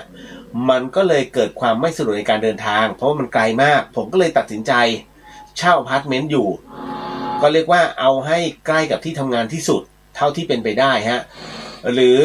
ใช้เวลาเดินทางเนี่ยไม่มากนะที่สำคัญเนี่ยต้องไม่แพงเพราะผมมาฝึกงานผมก็เดินหาไปที่อยู่ไปเนี่ยก็ไหนๆก็มาถึงตรงนี้อ่ะก็เรียกว่าส่วนมากก็จะเต็มหมดแหละหรือไม่ก็ต้องจ่ายล่วงหน้า3 เดือนคือมันไม่มีเงินขนาดนั้นเพราะสีลมมันจะแพงฮะคือถ้าออกเรียกว่าถ้าออกก่อนนะก็ไม่ได้เงินมันเป็นกฎตายตัวนะฮะของการที่เข้าไปพักพวกนี้ฮะและคราวนี้เขาบอกอย่างนี้ฮะว่าพอถึงหน้าตรงนี้เสร็จปุ๊บเนี่ยก็เลยลงไปถามพี่วินมอเตอร์ไซค์พวกพี่วินเนี่ยเขาบอกว่าอ๋ออย่างเงี้ยก็ไปแถวเนี้ยมีเป็น3 ชั้นนะราคาไม่แพงที่สำคัญเนี่ยต้องบอกว่าไม่ต้องมีมัดจำแค่จ่ายเงินค่าเช่าก็เข้าอยู่ได้เลยฮะคุณน้องเขาบอกว่าผมก็เลยจัดแจงเนี่ยฮะขนเสื้อผ้าเข้าของของผมเข้าอพาร์ตเมนต์วันต่อมาเลยอพาร์ตเมนต์นี้ค่อนข้างจะเก่าครับพี่เหลียวแต่ก็สะอาดดีนะในห้องนั้นไม่มีอะไรเลยมีแต่ห้องว่างๆกับพัดลมเพดานเก่าๆเวลาเปิดมันก็จะแกว่งไปมาเนี่ยฮะเหมือนจะหลุดแหล่ไม่หลุดแหล่แล้วแต่ผมก็ไม่ได้คิดอะไรหรอกก็เรียกว่าเอาวะทนเอาหน่อยนะก็แค่วันทำงานเสาร์อาทิตย์ก็แค่นอนบ้านว่าแล้วผมก็เลยจัดแจงฮะเอาเสื้อผ้าออกมากองไว้นะที่มุมห้องแล้วก็เอาเสื่อนะฮะที่พับที่ติดตัวมาปูกับพื้นเป็นที่นอนพอทุกอย่างเรียบร้อยก็อาบน้ำพักผ่อนฮะเวลาผ่านไปไม่มีอะไรเกิดขึ้นทุกอย่างเป็นปกติครับพี่จนกระทั่งมีอยู่คืนหนึ่งขณะนั้นเองฮะคุณศาสนัยบอกขณะที่กำลังนอนเพลินๆอยู่หูผมก็ได้ยินเสียงเพี้ยเหมือนคนเนี่ยเอาอะไรฟาดลงพื้นฮะแต่เสียงนั้นไม่ได้เกิดขึ้นที่พื้นนะมันไปเกิดตรงเพดานผมแถวพัดลมผมก็ลุกขึ้นไปเปิดไฟดูฮะในใจก็คิดว่าพัดลมมันจะเรียกว่าคือมันจะพังลงมาหรือเปล่าเพราะว่ามันสั่นแปลกๆไงฮะพัดลม น้องเขาบอกว่าเสียงมันแปลกๆนะพี่เลียวพอเปิดไฟเสียงนั้นก็เงียบหายไปฮะผมสังเกตดูที่พัดลมปกติดีมันยังดูแข็งแรงพอได้แค่มันแกว่งไปเท่านั้นฮะผมก็ล้มตัวลงนอนต่อพอหลับตาอีกแล้วฮะมาอีกแล้วเพี้ยเป็นอย่างนี้ฮะพอลุกไปเปิดไฟเสียงนั้นก็หายไปคุณผู้ฟังเสียงก็หายไปแต่ด้วยความที่ผมง่วงและห่วงว่าจะต้องตื่นไปทำงานผมก็เลยทำใจหลับไปไม่คิดอะไรฮะน้องเขาบอกว่าคืนต่อมาครับพี่ผมก็ได้ยินเสียงนั้นอีกแล้วเพี้ยแบบนี้บางทีก็ถี่บางทีก็หายไปช่วงหนึ่งแล้วได้ยินใหม่เนี่ยก็คือทีนี้ผมตั้งใจฟังดีๆเลยมันดังมาจากเพดานฮะผมนึกในใจเลยว่าไอ้ห้องข้างบนแน่ๆมันต้องทำอะไรแน่ๆเสียงมันเหมือนคนกระโดดเชือกก็คือเหมือนเสียงเชือกฟาดพื้นเนี่ยนะดังเพี้ยตั้งใจว่ารอวันหยุดก่อนจะเดินขึ้นไปบอกกับเขานะห้องข้างบนก็เกรงใจนะให้เกรงใจกันหน่อยคือผมเนี่ยต้องทนฟังเสียงนั้นอีกหลายวันเลยนะฮะคืนต่อมาฮะคุณฟังน้องเขาบอกว่าผมก็ได้ยินเสียงนั้นอีกแล้วพี่เพี้ยแบบนี้มันถี่เกินไปแล้วนะฮะก็เลยว่าเอาวะวันหยุดพรุ่งนี้แล้วจนกระทั่งวันหยุดฮะสายปุ๊บผมจึงตัดสินใจเดินขึ้นไปชั้นบนนะฮะตรงข้ามห้องผมเลยแล้วก็เคาะประตูคนที่เปิดมานั้นเป็นผู้ชายน่าจะมีอายุมากกว่าผมนิดหน่อยผมก็ยกมือไหว้เขาแล้วก็พูดกับเขาดีๆว่า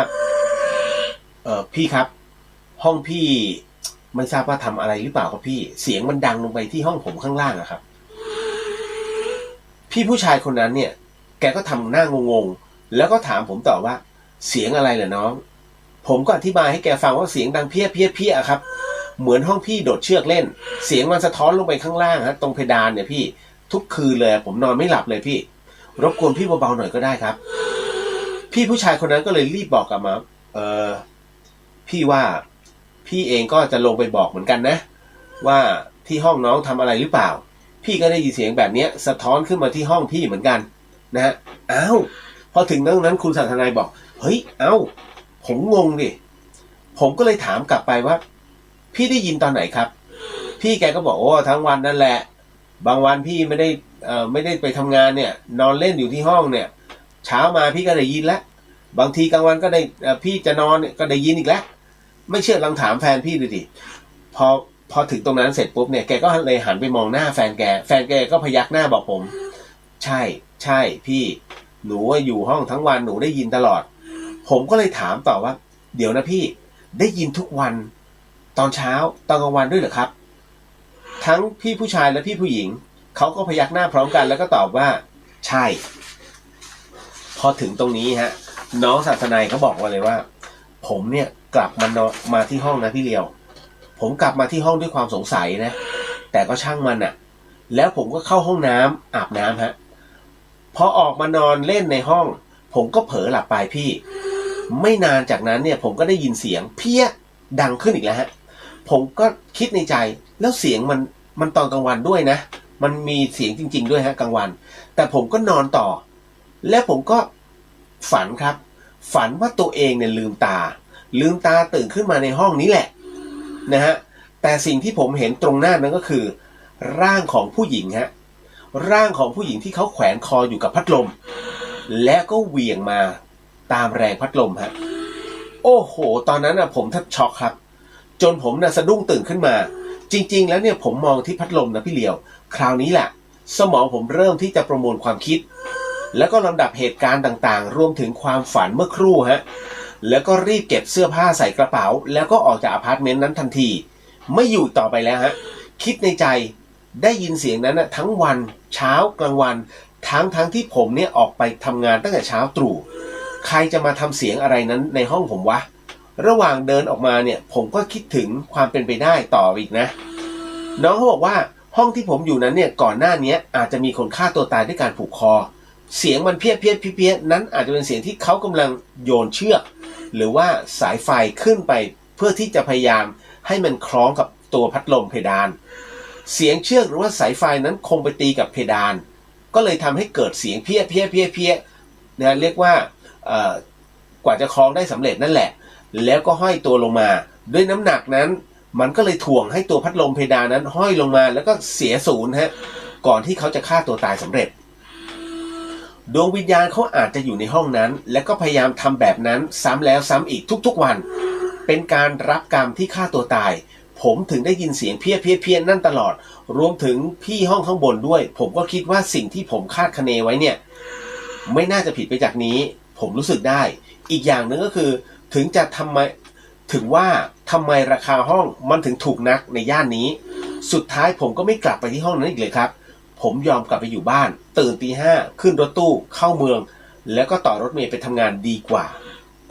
นั่นก็คือเรื่องราวที่น้องส่งมาให้ครับหลอนว่ะ นะฮะขอบคุณมากฮะน้องสหัสนัยโอ้โหนะเอาการมาเข้าสู่เรื่องราวคำถามทุกคำถามมีคำตอบผมบอกแล้วว่ารายการผมมันไม่ได้น่ากลัวนะฮะทุกอย่างนั้นที่น้องถามมาผมตอบได้ผมตอบฮะตอบหมดเลยทุกท่านฮะมาเข้าสู่คำถามที่น้องถามมาแต่คำถามยังมีแฝงเรื่องหลอนด้วยนะเมื่อวานนี้ผมถามค้างเอาไว้ก่อนเอาคำถามที่ค้างไว้ก่อนนะฮะ3คำถามนั้นน้องก็ถามมาว่าพี่เรียวการจัดงานศพแล้วสวดไม่ต่อเนื่องแบบสวดไป1 วันแล้วหยุด2 วันแล้วมาสวดแบบนี้วิญญาณจะไม่เป็นสุขหรือเปล่าเดี๋ยวนะ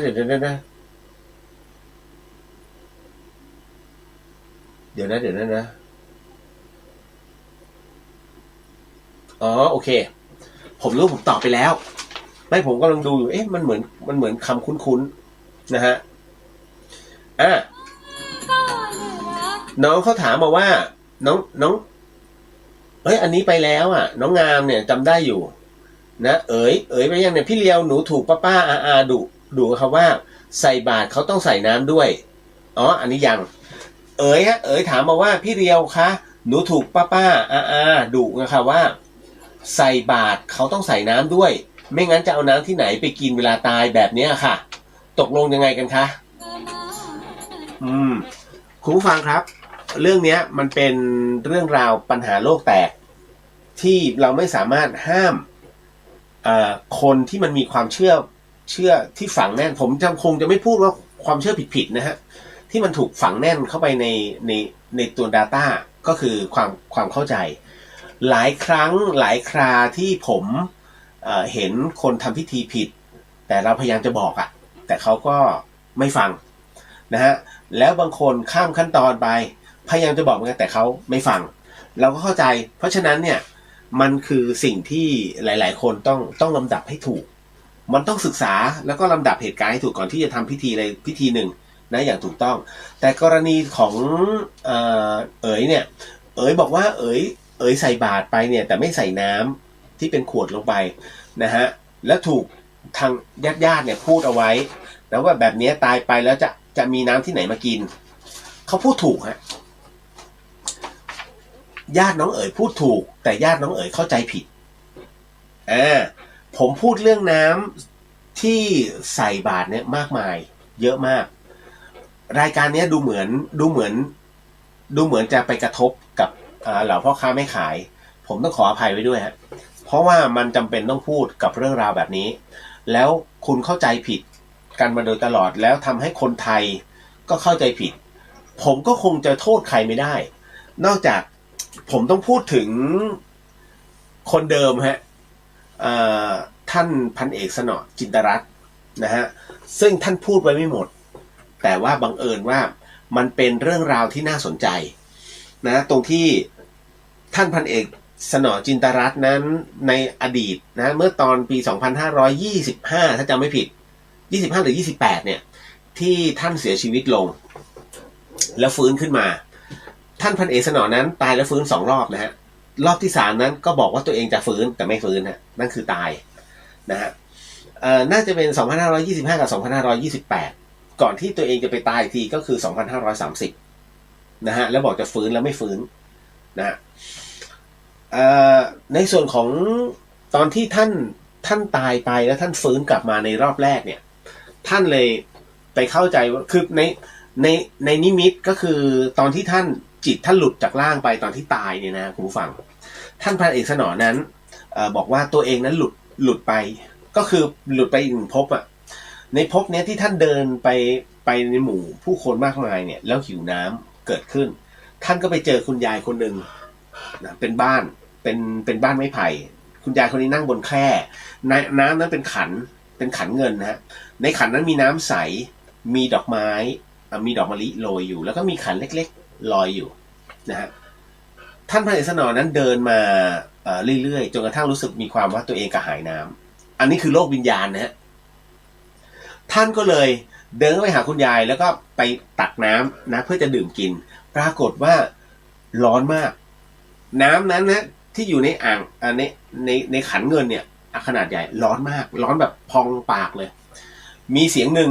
นะฮะบอกท่านพันเอกสนอบอกว่าตอนที่เป็นมนุษย์ทำไมจึงไม่รู้จักทำบุญนะทำบุญด้วยน้ำแค่นั้นเลยฮะพอท่านฟื้นมาเนี่ยท่านใช้คำนี้ว่าก็ตอนที่เราใส่บาตรกันเนี่ยเราไม่ใส่น้ำไงมันก็เลยเป็นอย่างนั้นอดกันไปตั้งแต่นั้นเป็นต้นมานะฮะคุณผู้ฟังเริ่มจะมีน้ำขวดขุ่นก่อนนะฮะพระท่านก็เอาขวดขุ่นใส่ย่ามหนักมากพระเหงื่อไหลเวลาพระท่านธุดงค์ท่านไม่ได้นั่งรถไม่ได้ขับรถมาแล้วขออภัยเวลาพระท่านเดินบาทเนี่ยท่านไม่ได้นั่งรถมาหรือว่าขับรถมาแล้วก็เอาบาทใส่ปุ๊บเดี๋ยวเอาไปไว้ในรถจบไม่ใช่นะฮะท่านเดินฮะแล้วเดินห่างจากวัดเนี่ยอย่างน้อยกิโลถึงกิโลครึ่งเพราะว่าอะไรมันเหมือนเป็นการออกกำลังพระไม่มีโอกาสเล่นพละนะฮะพระเล่นพละไม่ได้ยกเว้นเล่นภายในกุฏิตัวเองได้รับตาคนแต่พระไม่มีเวลาเล่นพละเลยดังนั้นโรคภัยไข้เจ็บจึงเยอะดังนั้นเขาจะมีการกำหนดว่าพระภิกษุเนี่ยบิณฑบาตเนี่ยน่าจะเดินอย่างน่าจะเดินไปจาริกไปเนี่ย2 กิโลเป็นอย่างน้อยนะฮะไปกลับ4 กิโลเพื่อได้ออกกำลังแต่นั้นก็อันนั้นแค่สิ่งที่ท่านตกลงกันตามเขตแต่คราวนี้ฮะด้วยความตรงนี้ที่ท่านพันเอกสนอจินตรัตน์ทิ้งมรดกเอาไว้เหมือนอินเดีย อินเดียนี่ขี้หน้าบ้านนะฮะอังกฤษทนไม่ได้ถึงถอยทัพเพราะว่ามหาตมะคันธีบอกมันเป็นเรื่องการเมืองอังกฤษยึดครองอินเดียอยู่แล้วมหาตมะคันธีเนี่ยก็คิดกุศโลบายแบบสู้แบบอหิงสาเพราะฉะนั้นกูบอกชาวอินเดียทั้งหมดให้ขี้ไว้หน้าบ้านนะฮะไม่ต้องไปคือเมื่อก่อนนี้เขาจะขี้ในป่าเพราะเอาตัวนั้นมาทำปุ๋ยใครที่ไปอินเดียจะรู้ดีแล้วตั้งแต่นั้นเป็นต้นมาชาวอินเดียจึงขี้หน้าบ้านฮะโอ้โหเท่านั้นแหละแล้วอังกฤษผู้ดีอังกฤษเนี่ยเขาถึงได้ขึ้นชื่อว่าผู้ดีอังกฤษเดินไปจะเข้าไปหยีไม่กล้าสุดท้ายถอยทัพ ถอยทัพเพราะขี้ แต่ในขณะเดียวกันท่านมัทธมคันธีก็ถูกลอบสังหารในขณะที่รอบสังหารนั้นไม่มีการถอนคำสั่งนี้นะปัจจุบันยังมีการขี้หน้าบ้านอยู่บางส่วนนะฮะบางโซนนะครับใครที่ไปสักการะจะรู้ดีสักการะสังเวยนะฮะจะรู้ดีนะก็เดี๋ยวนี้เขาเปลี่ยนเป็นขี้ในไร่จะมีธงปักไม่ให้เหยียบกันนะพอถึงตรงนั้นเสร็จปุ๊บฮะครูฟังหน้าตรงนี้ท่านพันเอกสนอจินตรัตน์ทิ้งมรดกอันนี้เอาไว้เป็นมรดกแห่งความเชื่อตั้งแต่นั้นเป็นต้นมานะฮะทุกคนไม่ว่าจะเป็นแก้วน้ำที่บรรจุน้ำใส่บาตรลงไปด้วยใส่ย่ามลงไปด้วยพระเดือดร้อนสามเณรเดือดร้อนหนักโดยใช่เหตุหนักโดยที่ไม่มีปีไม่มีขลุ่ยเลยฮะคือด้วยตามพระวินัยแล้วด้วยเป็นคำสั่งของพระสังฆาธิการมาแต่ในโบราณกรณีที่จะถวายน้ำหรือถวายไฟนะไม่ว่าจะเป็นไฟฉายหรือขึ้นชื่อว่าไฟไม่ให้ใส่ลงบาตรไม่ใส่ลงบาตรนะให้ไปถวายที่วัดเองเพราะฉะนั้นเนี่ยพระท่านบิณฑบาตบิณฑบาตอาหารฮะแต่คนเนี่ยมักปัจจุบันเนี่ย คุณไปดูตื่นเช้าไปแม้แต่ตัวคุณเองเนี่ยก็อดที่จะเอาน้ำเนี่ยไปใส่ไม่ได้นะฮะซึ่งถ้าผมใส่บาตรผมก็จะขอว่าผมไม่ใส่น้ำนะฮะเดี๋ยวไปถวายที่วัดได้ซื้อเป็นแพ็คแล้วถวายท่านดีกว่าไปใส่ตรงนั้นเสร็จปุ๊บแล้วท่านหนักโดยใช่เหตุแล้วแต่ละรูปอ่ะดูสินะฮะโอ้บางรูปพระหนุ่มไม่มีปัญหาพระชราภาพอ่ะคุณต้องเข้าใจท่านนิดนึงนะเพราะฉะนั้นมรดกตรงนี้เป็นมรดกที่ทำให้คนไทยเกิดความเชื่อขึ้นมาด้วยเทปของพันเอกสนอตั้งแต่นั้นเป็นต้นมาแล้วดังมากแล้วท่านไปเป็นวิทยากรหลายที่แล้วพูดแบบนี้ตลอดผมถึงได้บอกทำไมไม่มีใครแก้ข่าวนะตรงนี้ว่าเฮ้ยเอาน้ำเนี่ยไปถวายที่วัดต่างหากไม่ใช่ว่าพระเดินอยู่เอาโหหนักโดยใช่เหตุคุณลองคุณถือน้ำแพ็คคุณยังไม่ไหวเนี่ยแล้วเนนตัวเล็กๆแล้วพระชราคุณต้องใส่น้ำด้วยโอ้ยได้บุญถามจริงๆได้บุญเนี่ยใส่แล้วได้บุญจริงเหรอดูบ้างไหมดูว่าท่านหนักแค่ไหนนะฮะแต่ถ้าใส่ข้าวเนี่ยได้บุญไหมผมบอกเลยคุณได้บุญ100%ใส่กับข้าวได้ไหมก็ได้บุญ100%จริงๆพระเนี่ยนะฮะรับได้อย่างเดียวคือข้าวกับข้าวก็รับไม่ได้นะผมไม่ได้พูดเล่นนะฮะเอ้าพี่เลียวแล้วพระจะเอาอะไรฉันในสมัยก่อนเนี่ยน้ำกับข้าวเขานำไปถวายที่วัดฮะไปตั้งแต่เช้าเลยที่ใส่ได้คือข้าวอย่างเดียวคุณจะสังเกตนะครับพระธรรมยุทธ์นะฮะจะมีลูกศิษย์เดินตามหลังลูกศิษย์จะรับกับข้าวแต่พระจะรับเฉพาะข้าวสวยพระไม่รับของดิบนะฮะบางคนถวายซูชิไม่ได้ นะฉันไม่ได้ปลาร้าดิบไม่ได้ต้องปรุงสุกเท่านั้นนะฮะอันเนี้ยบอกเอาไว้เป็นความรู้เบื้องต้นนะครับพอถึงตรงนั้นเสร็จปุ๊บเนี่ยจึงทำให้หลายๆคนทำให้เนี่ยเรื่องน้ำเนี่ยฮะมันเป็นการจดจำแล้วน้องเองขัดญาติไม่ได้ขัดญาติไม่ได้นะใช่ไหมเหมือนกันถ้าเป็นผมเนี่ยถ้าคุณแม่สั่งผมก็ขัดไม่ได้แต่ตอนนี้เรามีภาวะในการคิดพอแล้วฮะเพราะฉะนั้นผมจะถามก่อนท่านอยู่วัดไหนนะถ้าท่านบอกว่าอยู่วัดนี้เดี๋ยวผมจะเอาน้ำเนี่ยเดี๋ยวผมจะเอาน้ำไปถวายนะครับที่วัดคุณต้องเสียเวลานิดนึงนะฮะแล้วบางคนโอ้ยไม่มีเวลาหรอกถ้าคุณคิดงั้นบาตรที่ใส่ไม่ได้บุญเลยนะฮะคุณใส่บาตรไปก่อนน้ำไม่จำเป็นต้องใส่เมื่อไหร่ก็ตามที่เป็นวันหยุดวันนั้นน่ะวันที่คุณว่างคือวันหยุดซื้อน้ำแพ็คถวายได้ฮะเขาเรียกถวายย้อนหลังไม่มีปัญหาบุญไม่ได้หายบุญไม่ได้ละลายไปนะครับเพราะฉะนั้นผมถึงได้บอกว่าน้องถามเสมอกรวดน้ำเนี่ยพี่เลียวหนูลืมกรวดน้ำเอ้าลืมแล้วตอนนี้นึกออกใช่ไหมมึงไปกรวดเลยพี่เลียวมันผ่านมาจะเดือนแล้วนะต่อให้1 เดือนกรวดไปบุญนั้นก็ยังอยู่ฮะทำไมจึงยังอยู่มันอยู่ใน Data เพราะฉะนั้นอะไรก็ตามที่เราลืมคุณระลึกถึงในช่วงที่คุณทำบุญอย่างผมเนี่ยไปทำบุญหลายที่เวลาผม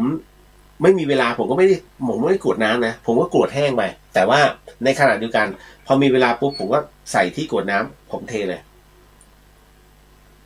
และระลึกถึงในช่วงเหตุการณ์ตอนนั้นบุญเนี่ยมันถึงกันถ่ายเทได้ทันทีฮะเป็นเรื่องจริงนะครับบุญไม่มีบูดฮะ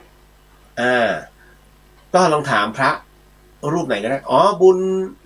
ถ้าค้างวันบุญก็หมดแล้วโยมก็ตายสิถ้างั้น หมดบุญก็ตายสิ นะฮะพระท่านจะบอกเสมอทำได้บุญเนี่ยทำได้ตลอดละโยมนั่นนะฮะเอาแล้วนะอันนี้ก็เก็ตนะครับน้องเพราะฉะนั้นในเรื่องของการใส่น้ำไม่ควรนะฮะใส่น้ำในบาตรไม่ควรแต่บอกท่านว่าจะเอาไปถวายเองเป็นเพราะอะไรอันที่ 1ป้องกันพระปลอมฮะท่านอยู่วัดไหนถ้าตกใจก็แต่ถ้าเป็นพระจริงก็นี่วัดประธานพรวัดฝายหินวัดอุโมงค์ตอบเลยแต่ถ้าเป็นพระแบบเอามาใส่ปุ๊บเนี่ยงงวัดไหนวะ นะมันจะมีพิรุธฮะเขาเรียกถ้าถามฉับพลันแล้วตอบไม่ได้นี่นะ พระปลอมเยอะเยอะเยอะช่วงนี้เยอะนะครับอ้าวเก็ตนะต่อมาคำถามสุดท้ายนะฮะน้องนิวบอกว่าการทำบุญกับศพไม่มีญาติเราได้บุญแบบไหนครับพี่เลียวแล้วเขาจะมีการฝังศพอยู่บ้างไหมคะหลายคนโดยเฉพาะอย่างยิ่งเนี่ยเมืองเหนือส่วนใหญ่จะไม่ค่อยเห็นพิธีการล้างป่าช้าถูกไหมฮะการทำศพไร้ญาตินั้นเนี่ยจะมีที่กำแพงเพชรจะมีลำปางจะมีบ้างนะฮะที่ลำปางจะมีนะฮะกับมูลนิธิเนี่ยทำบุญกับศพไม่มีญาติคือเราจะได้บุญแบบไหนมันเป็นบุญอนุเคราะห์นะฮะเพราะฉะนั้นเนี่ยการอนุเคราะห์ศพไม่มีญาตินั้นอกุศลไม่ให้ขออภัยได้กุศลไม่อกุศลขออภัยได้กุศลที่แรงมากเพราะฉะนั้นอย่างคนที่ทำบุญกับศพไร้ญาติอย่างเงี้ยฮะเขาเรียกเป็นการเร่งกรรมตัวเองเฮ้ยเร่งกรรมเลยเหรอพี่ถึงตายป่ะไม่ถึงฮะอะไรก็ตามที่ทำให้ตัวเองคิดว่ามันจะต้องรับในอนาคตอย่างหนักหน่วงนั้นมันจะเร่งมาให้เร็วขึ้นและถามว่าเร่งมาแล้วหนักไหมไม่หนักฮะมันก็คือคนนี้คนที่คุณเป็นผู้อุปถัมภ์ให้กับเขาเนี่ยเขาจะคอยปกป้องคุณเองเพราะฉะนั้นในเมื่อกรรมมันมาเร็วขึ้นแต่มันก็จะไม่ได้รุนแรงกว่าเดิมอาจจะถูกคนทรยศอาจจะถูกกันแกล้งอาจจะโดนใบสั่งแบบเนี้ยเลือดตกยางออกบ้างแต่ไม่ถึงกับแขนหักขาหักพิการไม่อย่างเช่นเลือดตกยางออกก็คือเหมือนกับไม่ต้องไปหาหมอทำแผลเล็กน้อยอย่างนี้เป็นต้นนะฮะหรือข้อเคล็ดเพราะอะไรฮะเพราะว่าเขาเนื้อนาบุญคุณเร่งให้มันเกิดขึ้นแล้วเมื่อชดใช้กรรมเร็วขึ้นตัวบุญมันจะมาเร็วขึ้นเพราะฉะนั้นทำบุญแบบไหนที่เรียกว่าเฮ้ยพี่ทำบุญเท่าไหร่ไม่เห็นรวยทีไม่เห็นได้บุญเลยมันจะมีบางส่วนนะที่ได้บุญแต่บุญนั้นมันเขาเรียกมันไม่เป็นก้อนคุณไปทำทุกวันนี้คุณทำดีอะไรบ้างวันนี้ช่วยมดค่ะนิดหนึ่งได้มันนิดหนึ่งนะฮะวันนี้แค่นี้ใช่ไหมแค่นี้ละค่ะพอมาอีกวันนึงวันนี้ทำดีอะไรมั้งวันนี้ช่วยคนค่ะช่วยคนได้บุญนะฮะบุญเยอะด้วยมดเนี่ยได้บุญไหมได้บุญแต่บุญมันน้อยคนเยอะเลยคือมดมันไม่มีประโยชน์ไงแต่คนมีมันสมองเมื่อช่วยเขาแล้วเนี่ยเขายังทำบุญต่อยอดบุญได้อีกคุณก็ได้บุญไปด้วยนั่นนะฮะคือวิธีคิดง่ายๆเพราะฉะนั้นบุญที่ทำกับศพไร้ญาตินั้นเนี่ยได้แบบไหนได้แบบเป็นการเกื้อหนุนอนุเคราะห์แล้วอานิสงส์ตรงนั้นจะเป็นการเร่งตัวกรรมของเราเนี่ยให้ปรากฏเร็วขึ้นแล้วตัวบุญก็จะมาสมทบอีกทีหนึ่งให้เร็วขึ้นด้วยเช่นกันเพราะฉะนั้นโชคลาภอันใหญ่เนี่ยเขาจึงหวังกับศพไร้ญาติเขาจะมีการล้างกระดูกโครงกระดูกผมก็ไม่รู้ล้างเพื่อนะแล้วก็ทำไมแล้วก็ตรงไหนมีเนื้อมีหนังติดเขาก็ขัดเลาะออกเลาะเอาเนื้อแบบบางคนแบบเพิ่งตายมาไม่ถึง2 ปีอย่างเงี้ย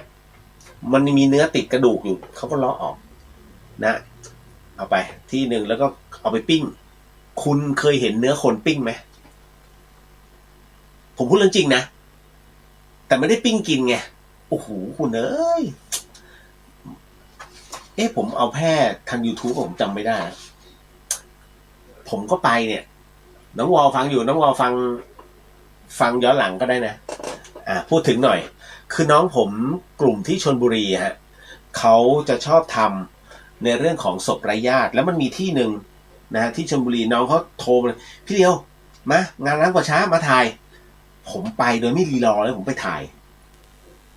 กับสารกระต๋องเนี่ยนะพอไปถ่ายเสร็จปุ๊บเนี่ยคุณงานนั้นโอ้โหล้างป่าช้าแบบบึมบัมไปถึงผมเล่นก่อนเลยถ่ายแล้วมันมีอยู่กระจุกนึงฮะมันเป็นสังกะสีเขาก่อไฟก่อนแล้วก็มีสังกะสีเก่าๆพาดดำเมี่ยมเลยสังกะสีแล้วสักพักหนึ่งก็มีคนโยนแผะเป็นเศษเนื้อผมว่าทำอะไรเขาย่างเนื้อมีเนื้ออันนี้ก็คือเนื้อสำหรับเอาไว้บูชาเหรอคือกล่าวว่าเขาคงปิ้งทอดหรือเอาไว้สำหรับเป็นเครื่องเส้นเนี่ยไม่ใช่ค่ะอันนี้เนื้อคนค่ะ เนื้อคนคุณแต่ว่ามันเป็นแบบเนื้อที่เน่าแล้วติดกระดูกเขาต้องล้อไงเขาทำความสะอาด ก็เลาะเนื้อแล้วเนื้อนั้นเอาไปไหนไม่ใช่ปิ้งแล้วมากินกันนะไม่ใช่นะโอ้แต่กลิ่นเหมือนเนื้อวัวเลยนะฮะพอปิ้งให้แห้งเสร็จปุ๊บเขาก็ลงเอาห่อใส่ห่อผ้าแล้วทำการเผาอีกรอบหนึ่งเผากับส่วนที่เป็นโครงกระดูกแต่ว่าห่อไว้รวมกันเป็นห่อเนื้อแห้งๆไม่ให้เปียกนะฮะคือการทำความสะอาดกระดูกของแต่ละศพเนี่ยมันจะฟ้องเลยศพเนี่ยผู้หญิงศพนี้คืออะไรที่ฟ้องว่าเป็นผู้หญิงหลายคนจะคิดเหมือนกันก็อันนั้นน่ะสิไม่ใช่ฮะเส้นผมมันจะฟ้องเป็นผู้หญิงผมจะยาวนะฮะผู้ชายบางคนก็ผมยาวเพราะฉะนั้นเนี่ยเวลาตายแล้วประมาณ2 ปีหรือ3 ปีเพศเพิดมันหายหมดนะคุณจะไม่เห็นเลยนะฮะมันเป็นแค่โครงกระดูกหมดเลยแล้วคุณจะไม่รู้เลยว่านี่ผู้ชายผู้หญิงเขาก็จะใช้วิธีการเสี่ยงทายจะมีไม้2 อันประกอบกันโยนเพศหญิงเพศชายนั่นแหละฮะเดี๋ยวมันจะปรากฏเพศขึ้นมาเองการตามคำอธิษฐานนะฮะนั่นแหละเฮ้ยมันเป็นอะไรที่แปลกพอทำความสะอาดแล้วตอนแรกผมก็เมื่อสะอาดมากกะโหลกอะไรทุกอย่างขาวหมดเลยลงแป้งพร้อมนะฮะแปะทองพร้อมมีเงินวางพร้อมทำบุญแล้วไงต่อเดี๋ยวเขาก็รวบรวมไปไหนรวบรวมไปเผาฮะแล้วผมก็มานั่งนึกแล้วที่ทำทำไมก็รวมไงเผาจบจะเพื่อ จะแปลงให้กระดูกขาวเพื่ออะไรวะงงคือถ้าแปลงกระดูกขาวแบบแล้วเอามาเหมือนกับมาทำพิธีอีกรอบหนึ่งอย่างเงี้ยในโรงก่อนที่จะเผาอันนี้ไม่ว่าแต่เผาแล้วก็กรอบเหมือนเดิมเรียงร่างให้เป็นร่างตรงนี้กระดูกไหปลาร้าเอาวางนะตรงนี้เป็นกระดูกสะโพกเอาวางใครที่ดามเหล็กเห็นหมดโอ้ยหมอเอาน็อตขันอย่างนี้เหรอคือผมเห็นเนี่ยแล้วลวดที่หมอมัดเหมือนก่อสร้างเลย หมอมัดเป็นปมเงี้ยแล้วก็ตัดน็อตเขาขันอย่างนี้เหรอแพทย์เพราะฉะนั้นเห็นหมดฮะตอนที่ตายแล้วเพราะฉะนั้นกระดูกใครที่เคยแตกแล้วก็ดามเหล็กเนี่ยตอนตายเท่านั้นถึงจะเห็นแล้วพวกเนี้ยตอนที่ศพที่ดามพวกเนี้ยฮะเวลาตายคุณต้องบอกสับปะเลอนะจริงก่อนเผาเขาต้องเอาออกก่อนบางคนไม่พูดเลยใช่ไหมศพตายคือตายคุณต้องบอกสับปะเลอก่อนสับปะเลอบางคนจะถามฮะมีดามเหล็กตรงไหนไหมครับศพนี้ที่มาถ้าคุณไม่บอกเนี่ยมันเวลามันเผามันหลอมด้วยความร้อนของฟืนของไฟเนี่ยบางทีมันไปหลอมห่อกระดูกไว้มันก็ไม่ดีถูกไหมนะฮะแต่ถ้าบางคนบอกแล้วเสร็จปุ๊บเนี่ยก่อนที่จะเผาสับปะเลอจะปิดม่านก่อนนะปิดม่านเพื่อถอดกระดูกถอดเอาเหล็กนั้นออกก่อนจากกระดูกก็คือผ่าสดไม่มีอะไรมากมีอีโต้เฉือนจืดกัดคัตเตอร์กรีดตึกเลาะนะฮะต้องเอาออกคือเราเห็นแล้วก็โอ้ยขนาดนี้เลยนะฮะหมายถึงว่าที่เขาโชว์นะในงานล้างป่าช้า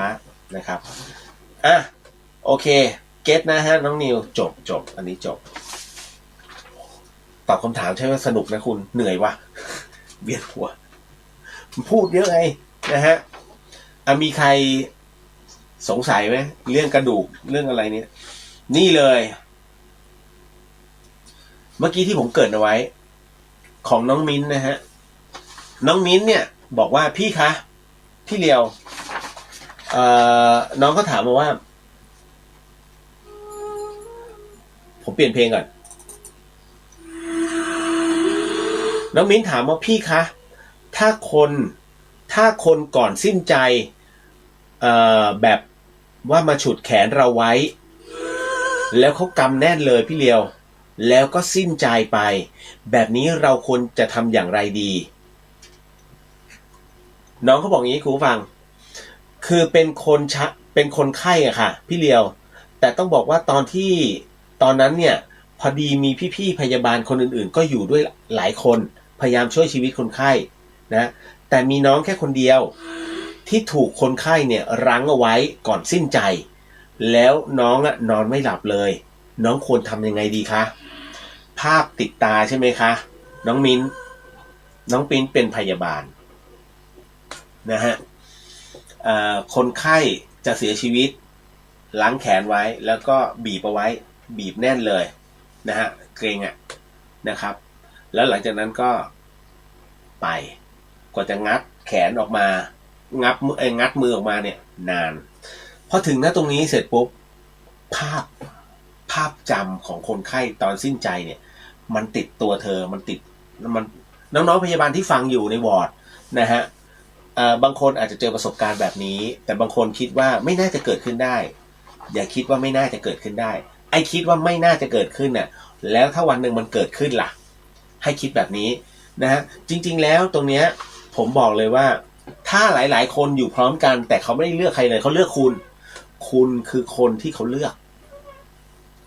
กที่จะยังไงเลือกที่จะบอกอะไรอย่างหนึ่งหรือว่าฟ้องอะไรทั้งอย่างหนึ่งนะฮะแล้วคราวนี้บางคนครองสติไม่อยู่ก็ตกใจแต่ถ้าบางคนครองสติอยู่มาพิจารณานะฮะว่าอ๋อเขาคงเลือกเราอ่ะแต่หนูคงไม่รู้หรอกนะว่าเขาเลือกหนูเพราะอะไรเพราะฉะนั้นเนี่ยก็ให้เข้าใจไว้อย่างหนึ่งในเมื่อน้องคือคนที่ถูกเลือกน้องไม่ต้องกลัวน้องทำบุญแล้วก็มอบอานิสงส์ผลบุญตัวนี้ให้เขาตลอดอะไรที่หมอพยาบาลเนี่ยเป็นคนที่มีบุญนะฮะคุณผู้ฟังแล้วทำบุญได้ดีมากเพราะเขาช่วยคนเจ็บทุกวันจริงๆช่วยคนเจ็บทุกวันนะเพราะนั้นถ้าน้องๆพยาบาลเนี่ยโมทนาก่อนนอนได้ทั้งหมดทั้งมวลเนี่ยขออานิสงส์ผลบุญนี้ให้กับเจ้ากรรมนายเวรแล้วก็ผู้ที่เสียชีวิตนะฮะในแต่ละวันนะฮะก็นะตรงนี้ในความดีของหนูมอบให้น้องจะเป็นคนที่เขาเรียกเนื้อนาบุญที่พึ่งพาได้แล้วมันไปซื้อหวยค่ะของฟรีไม่มีในโลกฮะจริงๆอันนี้เหมือนกันฮะน้องมิ้นน้องคือคนที่เขาเลือกก็ทำบุญและอะไรที่เป็นอานิสงส์ผลบุญในการช่วยเหลือคนน้องก็มอบให้เขานะด้วยทุกวันเดี๋ยวมันจะส่งผลเองนะครับที่นอนไม่หลับเพราะว่าภาพมันติดตาน้องไปเอาน้ำส้มปล่อยนะฮะนะฮะผมเลยเอาไปหรือว่าเอาน้ำมนต์จากที่ไหนก็ได้เอามาแล้วก็ลดน้ำมนต์เองเลยฮะเอาเด็ดใบโกศลหรือว่าใบนาคใบเงินใบทองใบนาคนะฮะเอามานะฮะจุ่มน้ำนะครับคือบูชาพุทธคุณธรรมคุณสังฆคุณกันนะเสร็จปุ๊บก็ผมโอเคแล้วมันจะหายแล้วก็อีกอันนึงเอาน้ำทับทิมคุณไปเอาน้ำทับทิมกิ่งทับทิมใบทับทิมหรือว่ากิ่งหลิวใบหลิวรู้จักใช่ไหมต้นหลิวว่าต้นของต้นที่อยู่ในมือของเจ้าแม่กวนอิมกิ่งหลิวเอามาผสมน้ำไม่ใช่โขกหมายถึงว่าทั้งใบแหละเอาโรยไว้ในน้ำเสร็จปุ๊บก็ล้างหน้านิดนึงนะวักน้ำล้างหน้าทับทิมก็ได้ใบทับทิมก็ได้นะฮะใช้ได้หมดนะจ๊ะเกตเนอร์น้องมินนะน้องมิน น้องพยาบาลต่อมาเดี๋ยวนะน้องรินถามมาว่าพี่คะถ้าเราจะทำหนังสือสวดมนต์ถวายแต่เราอยากสอดแทรกเรื่องเกี่ยวกับพระวินัยลงไปด้วยสมควรมันไม่สมควรนะน้องฮะอันนี้มั่วนะฮะถ้าทำแล้วไปดึงออกคืออย่างนี้พระภิกษุสงฆ์นะครับผมเข้าใจในเจตนาที่น้องอยากจะสอดแทรกนะฮะอย่างเช่นอยากให้รู้ว่าอะไรบ้างที่เราเข้าใจแล้วมันไม่เป็นจริงอย่างที่เราเข้าใจเกี่ยวกับพระนะฮะอันนี้เป็นเหตุปัจจัยฮะพระวินัยส่วนพระวินัยถ้าอยากจะทำเฉพาะพระวินัยที่เรียกพระวินัยสำหรับประชาชนฉบับเข้าใจง่ายสมมุตินะส่วนหนังสือสวดมนต์ทำได้ไม่มีปัญหาฮะแต่ให้เป็นหนังสือเป็นหมวดหมู่คือสวดมนต์คือสวดมนต์ไม่ต้องเอาอย่างอื่นไปปนนะฮะถ้าอยากจะมีไอ้นู่นไอ้นี่นำเสนอก็มีพระคาถาอย่างอื่นได้นะครับเป็นรูปแบบของเราแต่ว่าเป็นสวดมนต์ซะก่อนอย่าไปมั่วนะฮะอย่างนี้ได้นะครับน้องรินจบลงไปต่อมาเดี๋ยวนะน้องก้องบอกว่าถ้าเรารู้ว่าคนที่ทำผิดมาแล้วมาหลบในที่ของเราแล้วเป็นญาติของเราครับพี่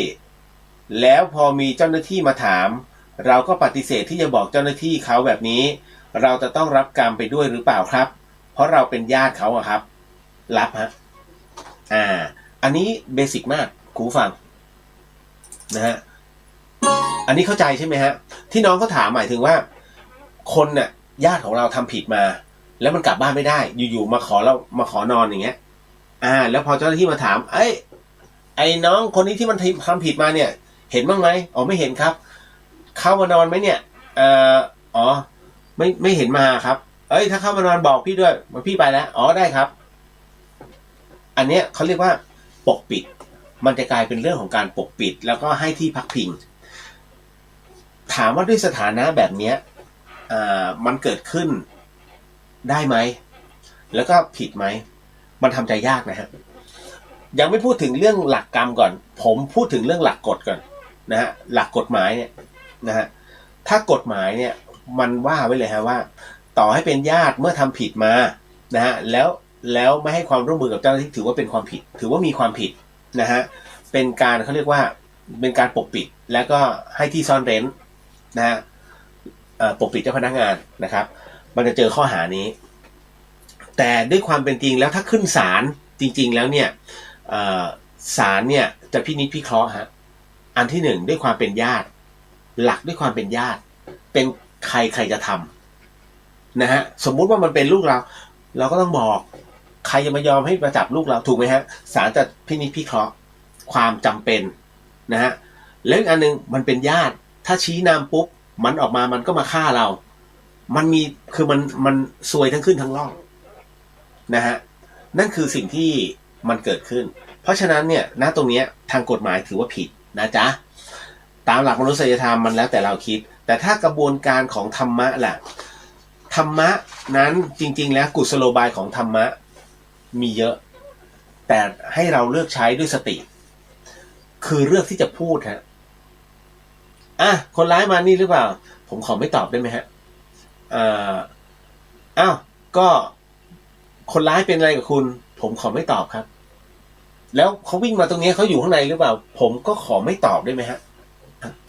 อย่างนี้ไม่ให้ความไม่ใช่ไม่ให้ความร่วมมือแต่ผมไม่ตอบนะฮะผมไม่รู้จะตอบอะไรนะฮะตอบผิดถูกไปเดี๋ยวก็หาว่าผมไม่เป็นไรก็ตอบมาไม่ตอบดีกว่าคือเราก็ยังยืนยันเหมือนเดิมงั้นผมขอเข้าค้นเข้าได้แต่มีหมายไหมฮะคุณผู้ฟังจำไว้อย่างหนึ่งนะเจ้าหน้าที่ตำรวจเนี่ยเขาห้ามค้นยามวิกาลอันนี้เป็นข่าวเยอะนะที่ตำรวจแอบอ้างแล้วมาขอค้นตอนไม่ได้นะฮะค้นได้เฉพาะอาทิตย์ขึ้นกับอาทิตย์ตกก่อนอาทิตย์ขึ้น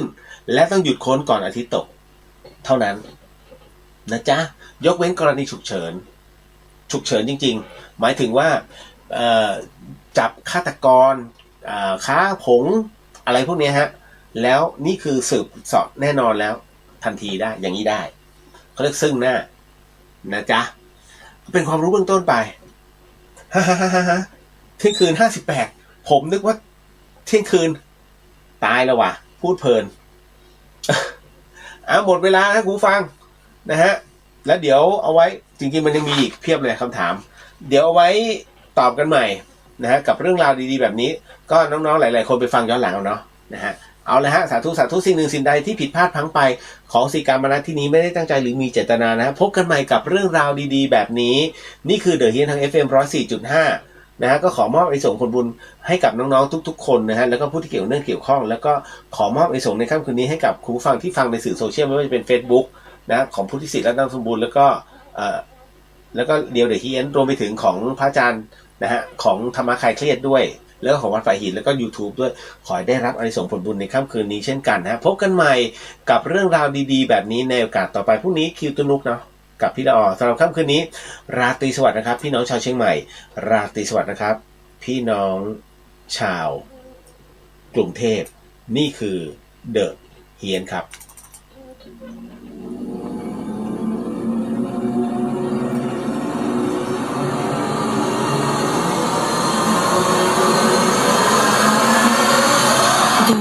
เฮียน